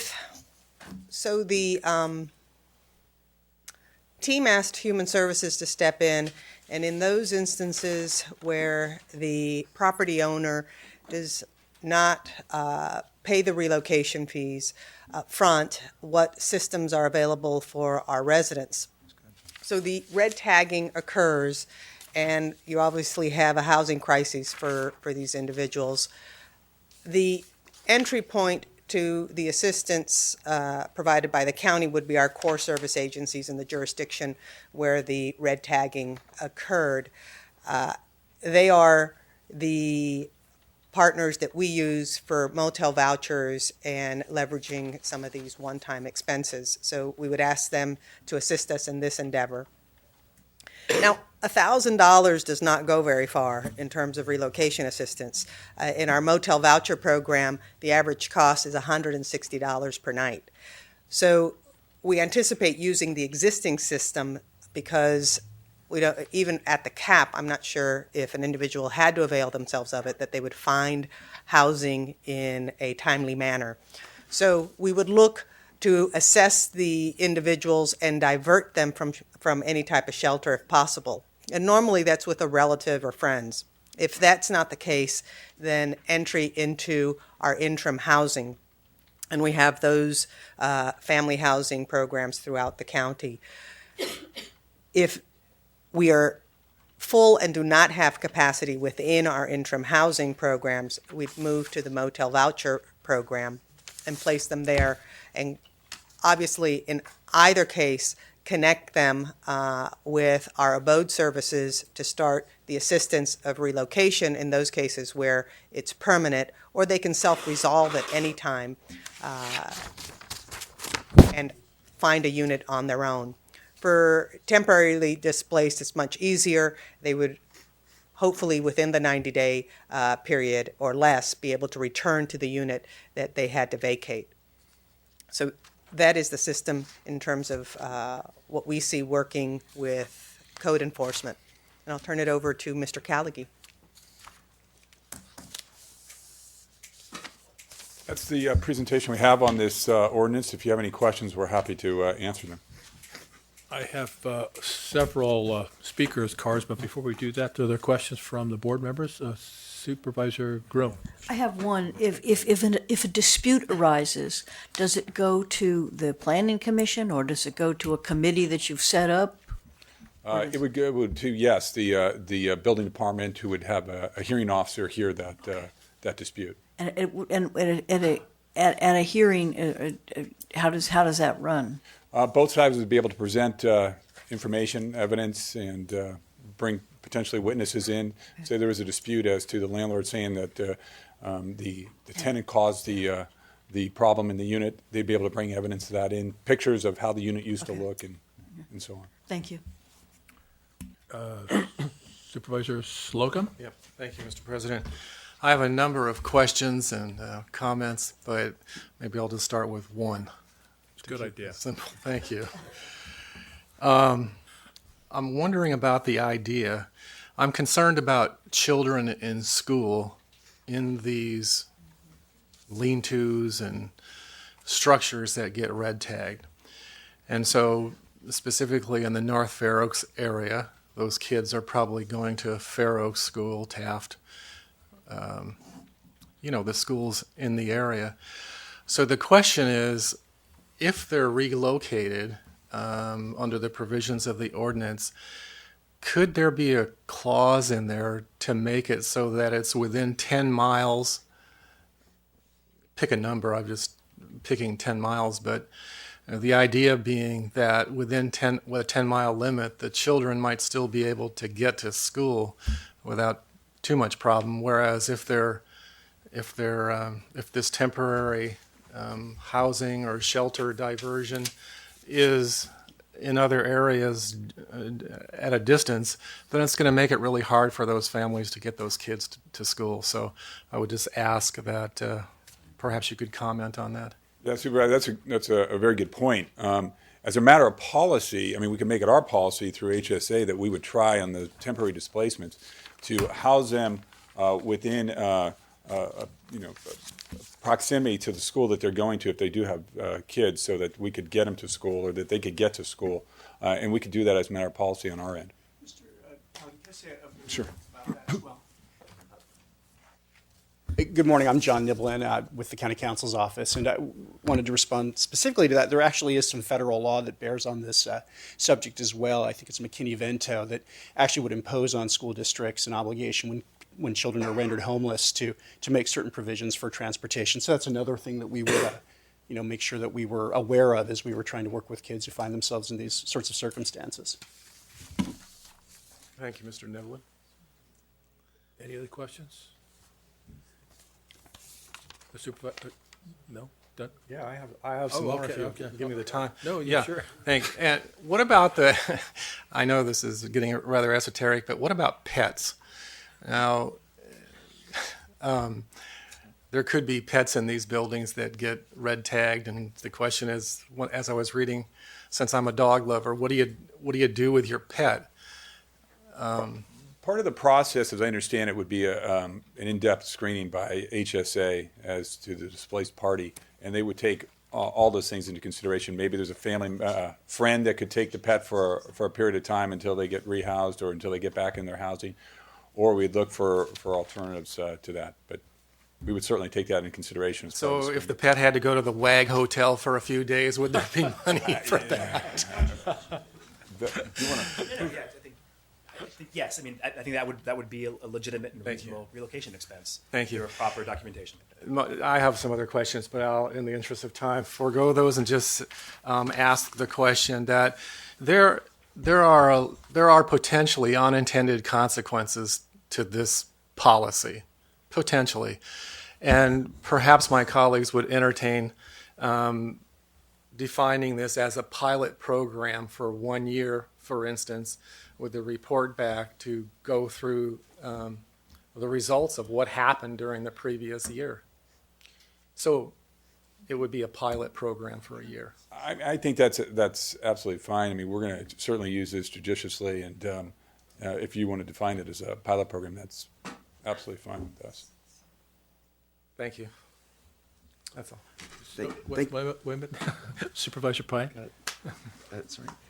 I just had one question about the payment amounts.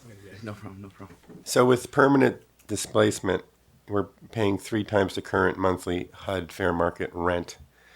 And did we give some thought to just paying 3 times the kind of the market rent?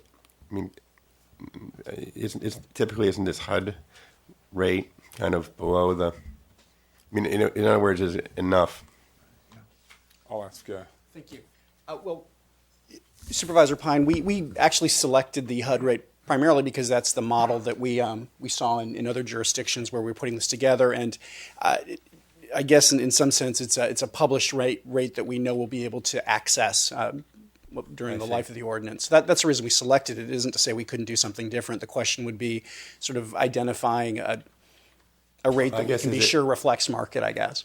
Is it generally pretty reflective of our market rates? Of course, our market rates, at least in recent times, have just escalated so quickly. I wonder if the HUD stays up with it. Well, that's a really good question. Maybe I'll defer to my colleague, Ms. Sheth, who actually represents the housing department, see if she has any insights beyond what we're sharing right now. Yes, if I could just chime in quickly. And one other reason we actually use the HUD benchmark is that's actually what's provided in the state law. So the state law, as I mentioned before, provides kind of a floor for the benefits. And state law only allows for recovery for 2 times the HUD fair market rent for the applicable unit size. And here we kind of increased the value to 3 because we were thinking or keeping in mind the fact that there's a high, cost of living here. The rents are higher than in other areas. And so that's why we increased it to 3 times. In terms of HUD keeping abreast of market changes, it actually does, because when we were gearing up to present this to the board last fall, the HUD fair market rent value for a 2-bedroom unit was, I want to say low to mid 2000s. And 2017 HUD fair market rent values for 2 bedrooms in San Mateo County, as published as of the first of this year, increased the amount to $3,100 and some change. So I think they do, track kind of market trends. And I think you pointed out something that I didn't pick up. So you get an amount of money equals 3 times the monthly HUD rate. It doesn't get dispersed month. Is it dispersed monthly, or you just get this? Lump sum. Okay, that makes it yes. good too. Supervisor Canepa? Great, thank you very much, and thank you for the presentation. I have several questions. What regulation, what are we following right now? Are we following what the state is doing, or what's the model that how are we currently dealing with these issues right now? Well, the Health and Safety Code gives us a vehicle to create specifics around an ordinance that we can adopt here in the county. But right now, I would imagine that someone who's displaced could follow the state provisions and recover, or under any other mechanism that the law provides. Got it. And what was the genesis of this? What was sort of the, on a sort of a staff level, what were you seeing out there, and what brought this forward? I'm just curious to the background. Some of the issues that we were seeing, like the ones you saw here, Supervisor, were conditions that individuals were living in that were deplorable, and that we felt that they would be taken advantage of. And this, we hope, acts as a disincentive to those landlords who choose to try to do that to tenants. Got it. I just have a follow-up question to that. I forget, what is your name, sir? Mr. Hancock had mentioned earlier about the red tagged, about it being red tagged. I think we did 2 red tags. And then I was looking in the ordinance here, and the language that's used is not red tag. You guys use the language severe code violations. Now, is there a difference between what Mr. Hancock's saying, or is that language the same? I think that I see you're nodding your head. Yes. Yeah, it's consistent. It really is consistent. That's what they're looking for, really, life safety issues when they do red tag. And we have such few of them because we really try to work with the landlords to bring the units up to code. It's only those really very specific issues where it just can't be brought up to code. It's so dangerous or it's so illegal. Got it. So an example of that is, let's say if someone has an illegal in-law, right? Yeah. How would that be? Give me an example of how that would be applicable in this. Maybe that illegal unit has exposed wiring, or they haven't properly vented the water heater, so that carbon monoxide the plants are being exposed to dangerous gases. Those are the type of things that we're talking about. So it's not like technical violations where it's too close to a property line or they used a different type of material. We're really talking about life safety issues here. Got it. All right, thank you.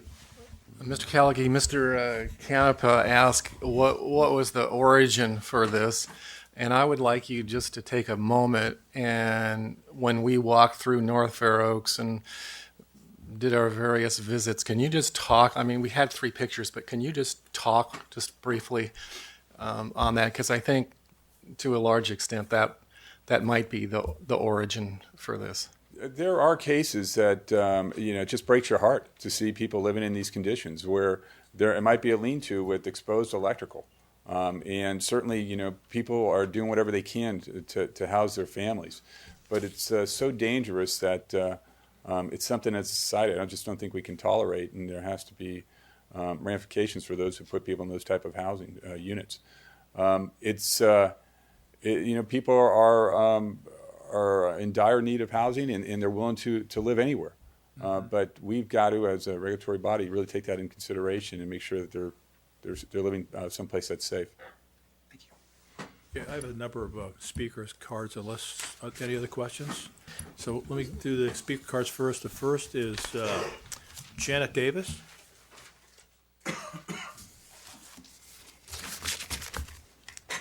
I want to thank County Council and Mike Callaghy for this ordinance. It's about time. And I want to address Mr. Canepa's question. I would suggest that he goes on a little trip with either the sheriff or with Anna to see how some people are living. Anna told me when I went on a trip with her about this 70-year-old woman who was living in a plastic shed with sewage running under the shed. She had to keep all her belongings on hooks. And part of the problem is predatory landlords. And there's one place I sent you a memo about, and I've been complaining about this place for 20 years. And it's still the same situation. And part of the problem is the realtors in this county. And I have a promotion from one of the major realtors here, and they're advertising specifically an illegal situation. There are children living in this cellar where there's no escape, and it's just going to happen again because they're selling this property and upping the rent, and people are so greedy that they exploit the people who have nowhere to turn. They're paying extraordinary amounts of rent in North Fair Oaks because they can't get housing in other areas because a lot of them don't have the documentation that landlords require. And I want Mr. Canepa to make a commitment that he will go through North Fair Oaks and look at how people are living, because I don't think he has a clue. I just want to thank everybody for the red tag ordinance, and I want to make sure that they do something about punishing the realtors and the landlords. And I will give Brian this. Thank you. Thanks, Janet. And Supervisor Slocum wanted to make a comment. Miss Davis? Miss Davis? Janet? I just wanted to let you know that Supervisor Canepa and I think next week, are going to take an in-depth tour of North Fair Oaks. And so that idea is obviously a good one, and we're going to do that together next week. Great. Thank you. Thank you. Probably also worth pointing out that Daly City has this issue. I'm sure David has addressed it, has learned a lot about it in that city. President. Well, you'll find it's all over the county. Yeah. President Horsley, just a quick mechanical comment, if I may, just kind of food for thought. If it's the will of the board to approve this introduction of this ordinance today, and furthermore, if it's the will of the board to consider Supervisor Slocum's idea of a pilot, probably the best way to do that mechanically would be to add kind of a sunset clause to the ordinance, whether it's 1 year from adoption or whatever the board decides is appropriate. Then we could add that today. So. Okay, but I have another question related to what David said. I'm interested in the idea of the realtor's responsibility and all this, in that case that she cited where the kids were living in the basement with no exit, no air, whatever that was. Could part of this ordinance address that question, or is that way beyond? Yeah, I mean, this is really designed for property owner Yeah, okay, liability and relocation. I'm going to go on for the public comment. Nancy Mangini?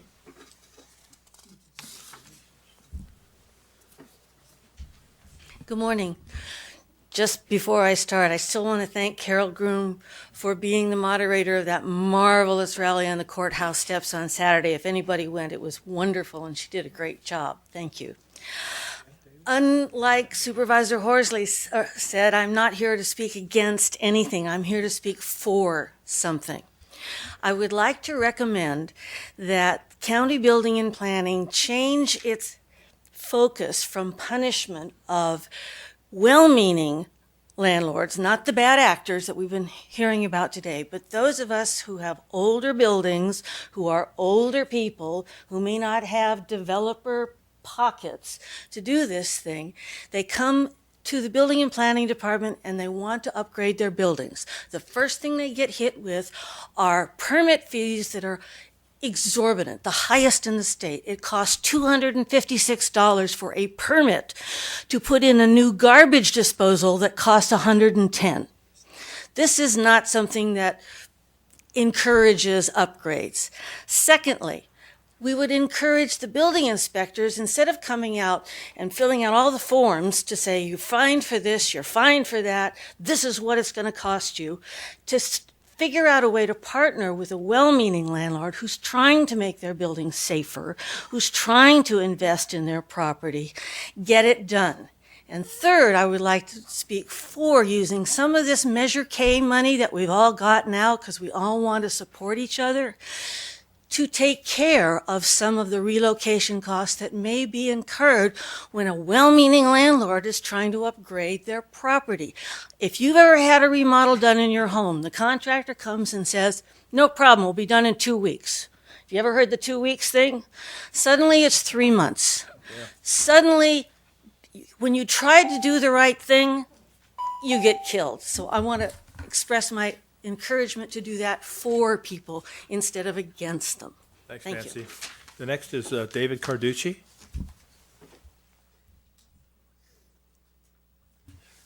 Good morning, Supervisors, County Council, County Manager. My name is David Carducci. I'm an attorney with the Legal Aid Society of San Mateo County, and I specialize in housing cases. We do housing clinics 3 times a week, every week, where tenants come to see us, and this is one of the biggest problems that we are seeing. So I'm here to support the county adopting this ordinance and let you know there is a need for this ordinance. At the clinic I was at yesterday at the courthouse, a woman described the space she was renting as a closet. I'm assuming it was a walk-in closet. Her and her teenage son living in a space she called a closet. We regularly see people coming in showing us houses that are divided up into 10, 12 different spaces with makeshift walls and, again, overcrowded, unsanitary, unsafe conditions. So we see this every day. It's one of the biggest problems we've seen with the wonderful economy we have going up, raising the prices for the housing and driving people into these substandard situations. So I want to thank Mike and staff for including us and considering our comments on this law. And they've made all the good points as to why this is a well-drafted, well-constructed ordinance. And I just want to comment that the amount of money this could cost could be several thousands of dollars. It's peanuts. It's small amounts of money compared to what it can prevent a family from becoming homeless and the cost to all of the community and society and to that family alone. So appreciate your support for this ordinance. Thank you. Thanks, Mr. Carducci. President Horsley, could I just ask a quick question of the speaker? Certainly. Okay. Yes. When you come across these situations of the type you just described in your day-to-day practice, do you inform our building department about this? In other words, you're kind of, in some respects, the eyes and ears of these situations. Or, yeah. Our first job is to advise the tenant of what their legal rights are and what their options are. And we do advise them that one of their options is to contact the code enforcement officers throughout the county, depending on their jurisdiction. We warn them that if they do that, it could result in them being displaced if the conditions are so bad. And they have a difficult decision to make whether to do that. This ordinance puts some teeth and some back, has their back if they make that call, and if they are displaced. Now there's a chance for them to get the assistance they need to find the relocation that could otherwise be very difficult for them. Okay, so you'll be able to advise them that this exists, and perhaps they'll avail themselves of it. Yeah, absolutely. We look forward to using this ordinance to help the people we see every week. Do you have any idea of the numbers on an annual basis? Sorry, I didn't come with statistics with me, but I can tell you I've been doing this for many years, and there's trends, and the big trend right now for the people we are seeing is substandard, illegal units. Just every week I'm seeing people come in telling us stories about the kinds of things you've talked about today. Okay. Yes. Thanks. Thank you. Next is Maria Rutenberg.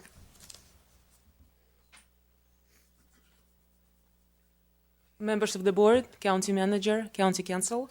I represent an organization called Homeowners United for Planning and Building Reform, and we are generally supportive of the idea of punishing bad guys and not letting bad guys rent dilapidated units, but as it usually happens with the building department, the intent and the practice are very different. If you want to look at the language of the ordinance, for example, it says non-compliant dwelling or room means any physical condition or technical violation that contributes to it being in non-conformance with the building standard. For example, if you're speaking of a garbage disposal, it would qualify. I know it's not the intent of the ordinance, but that's going to be the practice because we know how building department usually goes after violations nowadays. Also, the county will be in charge of sending a tenant notice. It's going to be up to the county, not up to the tenant, and not up to the landlord to discuss these issues. What if the tenant created the condition? It would still be up to the county to decide if that's the case or not. Now about the right to appeal. Probably it's going to go to the Board of Building Appeals. As of right now, it's composed of two building employees, building department employees, and that's a violation of California law. Building officials cannot be on a building Board of Appeals. So basically when you go to that kind of board, your judge and your prosecutor is the same person. What kind of justice are you going to get there? Ms. Groom mentioned that thing, and it seems like, yeah, they will provide some kind of due process. That's not due process. If building department is going to be in charge of defining their rules and judging them, it's not going to be appropriate due process for this kind of ordinance. Last thing I wanted to mention is about the amnesty provision. It does talk about amnesty for in-law units. I believe that issue has been discussed for many years, at least for 4 years. Nothing has been done yet, and I do believe that some kind of ordinance that severely limits homeowners' rights should also have some protection for them at the same time. And amnesty provision should be passed at the same time.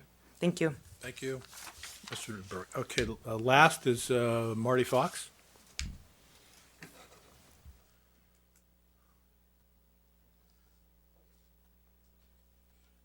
Good morning again, President Horsley, members of the board, Mr. Maltby, Mr. Byers. Thank you again for your service to the county.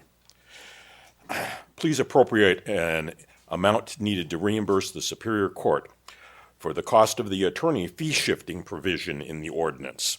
The good intentions of attorney fee shifting provisions often result in the unintended consequence of extending litigation at the cost of Superior Court limited funds and staff.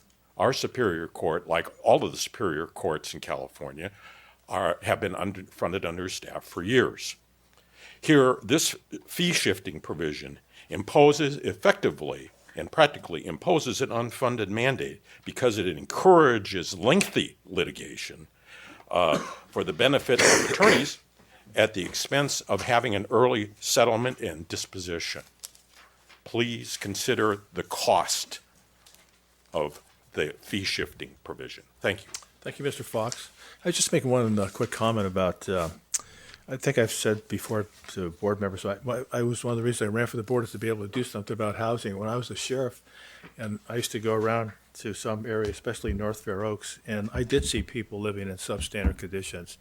And we were always in kind of a quandary about, what do you do? Because if you end up reporting that, they end up being homeless.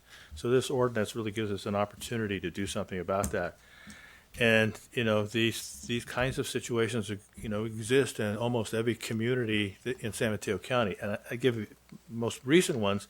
When we were doing work on Princeton, we found people living in run-out San Francisco Muni buses with whole families. No sanitation, no electricity, no heating. So we ended up utilizing the voucher system that the county has in the motel vouchers to rehouse them. We found people living in dry dock boats with toxic substances right alongside where people were living. Well, we've cleaned a lot of that up thanks to Anna out as our code enforcement. I see Nick Catuso, one of our new code enforcement officers, and some of the code enforcement people in the back. And in any case, I think it's timely that we take this action for making sure that people are not living in circumstances that are really significantly unsafe, especially for children. So with that, comments from the board? Can I? Yes. Just one more question. Yes. If I could. I'm curious to know about the impact on staff, the planning and building department, and perhaps others to undertake this program. Could you also address the issue about the process, the appeal process? Certainly. Yes. Good morning to the board. Excuse me. This planning and building staff really see this as a tool to help us out in our existing work.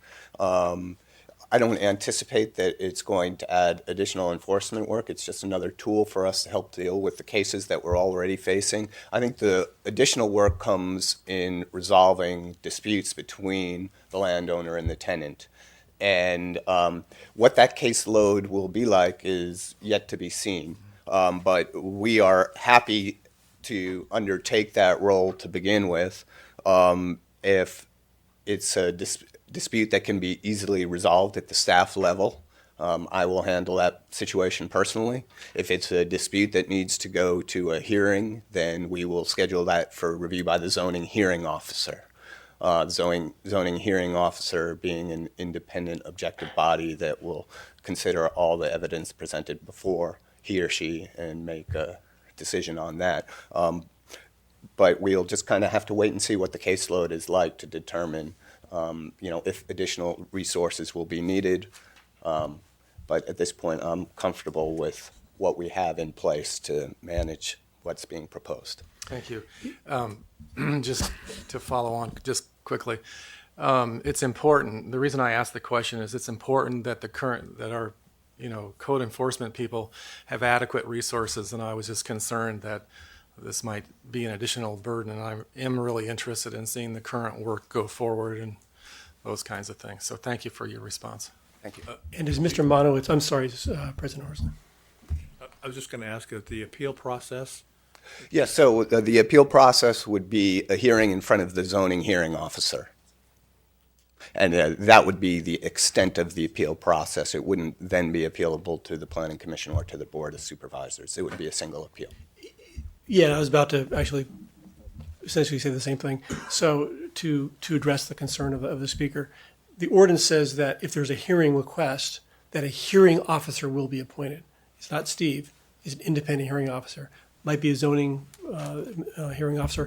Could be an outside lawyer or outside third-party person, but it's not Mr. Monowitz that hears the appeal. And it would not be the person who is responsible for issuing the original citation or, okay. No, I think that Totally might in fact be a due process. Totally independent. Correct. Okay. Supervisor Pine? And also to address a point made by one of the recent speakers, I think the board's aware that the county is working hard on a amnesty program for existing accessory dwelling units. And in addition, they're going to come forward with, the building regulations for the new ones that we hope to encourage. And then, of course, that will also all fold into this difficult issue with short-term rentals, because a lot of these ADUs, as they're called, turn into little hotels. So we have a lot of other things coming. Any other comments? I just want to make sure the two speakers, Ms. Rutenberg and Ms. Mangini, your comments are taken under consideration, and perhaps Mr. Monowitz and I can talk about that offline a little bit later. So in that case, there was a recommendation that there be a sunset clause on this ordinance. Can you give some direction on that, Mr. Myers? If in fact there are three members who are interested in pursuing there might be a five, provision, or three or more, which would include five, then I can suggest some language. Yeah. Okay. So looking at the ordinance, looks like the way we kind of constructed this is it's going to be in the 3.108 section. So you've got 3.108. And then there's three numbers that follow, including 090, 100, 110, 120, 130. I would suggest adding a 140. So we would add 3.108.140 and entitle it Sunset. And it would, and here's what I would suggest. This ordinance will sunset on the date that is 1 year from the effective date of the ordinance, unless extended by the Board of Supervisors prior to the sunset date. So is there a motion to that effect, or? Let me try to make that motion. I know you'll correct me if I'm wrong. I would like to make a motion to approve the ordinance adding various sections. Adding the section that I just articulated. That's right. To Title III of the San Mateo County Ordinance Code, establishing property owner obligations with respect to tenants displaced from unsafe or substandard units, and waive the reading of the ordinance in entirety, period. That's great. Is there a second? Second. So all in favor signify by saying aye. Aye. Thanks. Mr. President, I just want to say this was introduction to an ordinance. Okay. So, Mr. Slocum had mentioned adoption of an ordinance, but it's an introduction. I was just trying to speed things up a little bit. Sure. Okay. Okay. So it requires a second hearing. Hey, thanks for the staff work that you great did. job. It was really great. Good, excellent work. President Horsley? Yes? Before we proceed to the next matter, there's a related issue which we couldn't discuss today that we potentially might agendize for the future. Supervisor Slocum and I have had some discussions about the situation where, these larger apartment buildings are, everyone is kicked out so that they can upgrade them. give the, sometimes the tenants get a very short period of time. Supervisor Slocum, do we haven't had a chance to talk about it lately? Is this something you want me to continue to discuss at this point, or should we take it more offline? Are we asking for a study session? Well, it's something to come back again, but I want to defer to Supervisor Slocum since it's a lot of it pertains to his district. Well, thank you, Supervisor Pine. I actually think we should do both. I think we should continue our dialogue, and I think we should bring something back at some point in time. I don't know when that would be good for staff, but to schedule that for a hearing. Right. So just again, 2 more sentences about it. It's a provision that we've seen in other places like Mountain View, where when these kind of mass displacements occur, some relocation benefits are provided to those displaced individuals. And I think we are setting up a study session, if I'm not mistaken. I think we will. Or something We're doing a study session on evictions on February. It would fit into that. 14th. So we could fit it in there. Yeah, that would work. It would probably fit in on that, I would think. Okay. Thank you.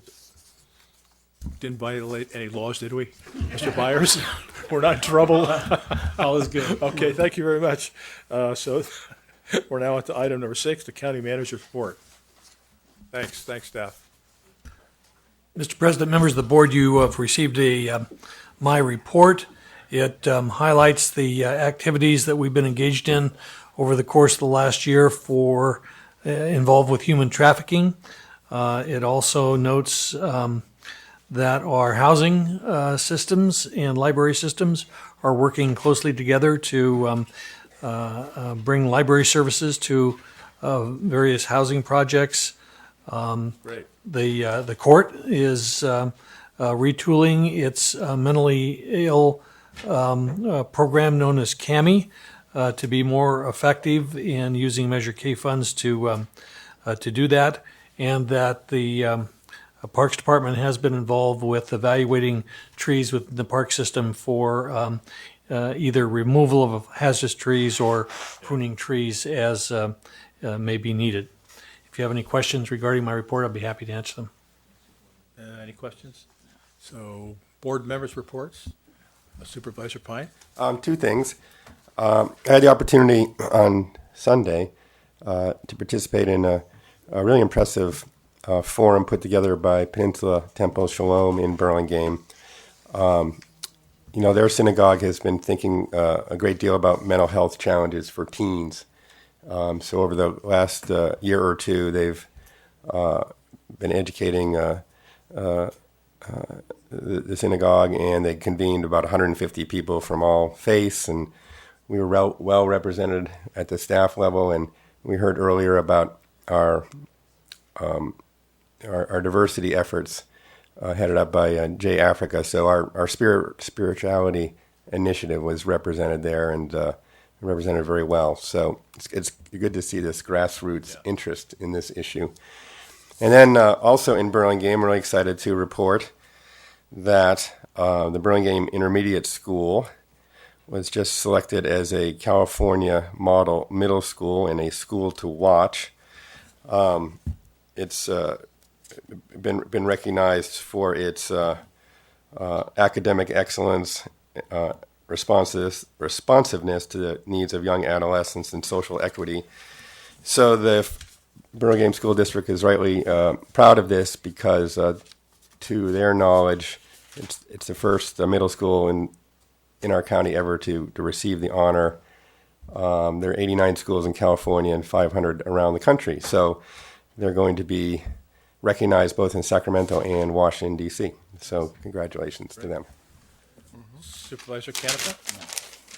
Supervisor Grimm? Supervisor Slocum? Yes, thank you. You're welcome. I just wanted to give a shout out to the Department of Public Works because during the last couple, and to Mr. Callaghy too, I'm sorry, but during the last couple of years, a lot of work has gone on in North Fair Oaks to try to do something about the flooding that continually occurred in heavy rainstorms. And I know we were fortunate not to have the king tide, but let me just say that the pump station retrofits and the work that you did on that street, which escapes me right now, where it always used to flood into right up to the people's homes. I didn't receive not one single complaint about flooding, and I think that's a credit to the work you did and the credit that the work that Public Works did to take care of those issues down there during the last 3 or 4 years. Thank you. Well, I did get a few complaints on flooding. Yeah, we had some significant damage in La Honda. It was a scenic road. It's dropped by 6 feet. We've lost, I think, 3 to 4 houses, probably lose some more. And I have asked the county manager to declare a local disaster. But we've also, flooding, and we did this dredging in Pescadero. And even though it flooded again, and the local residents are complaining it's flooded, but it's not as bad as it would have been, because the rains were pretty much similar to 1998. In 1998, the town flooded. So even though the dredging didn't stop the road flooding, it got cut or closed a number of times. All the things we did in terms of public safety actually worked, and the flooding was not as bad as it would have been. So congratulations, really congratulate and really thank our DPW. It was really a skillful process that they used to do that dredging. And, we're going to continue working with the state to see if we could really do something about that marsh, because the flooding is really only a symptom of what has gone wrong in the marsh. So with that, we hope that the rain we love the rain and hope that it's subsided for now. But we're now going to go into a closed session.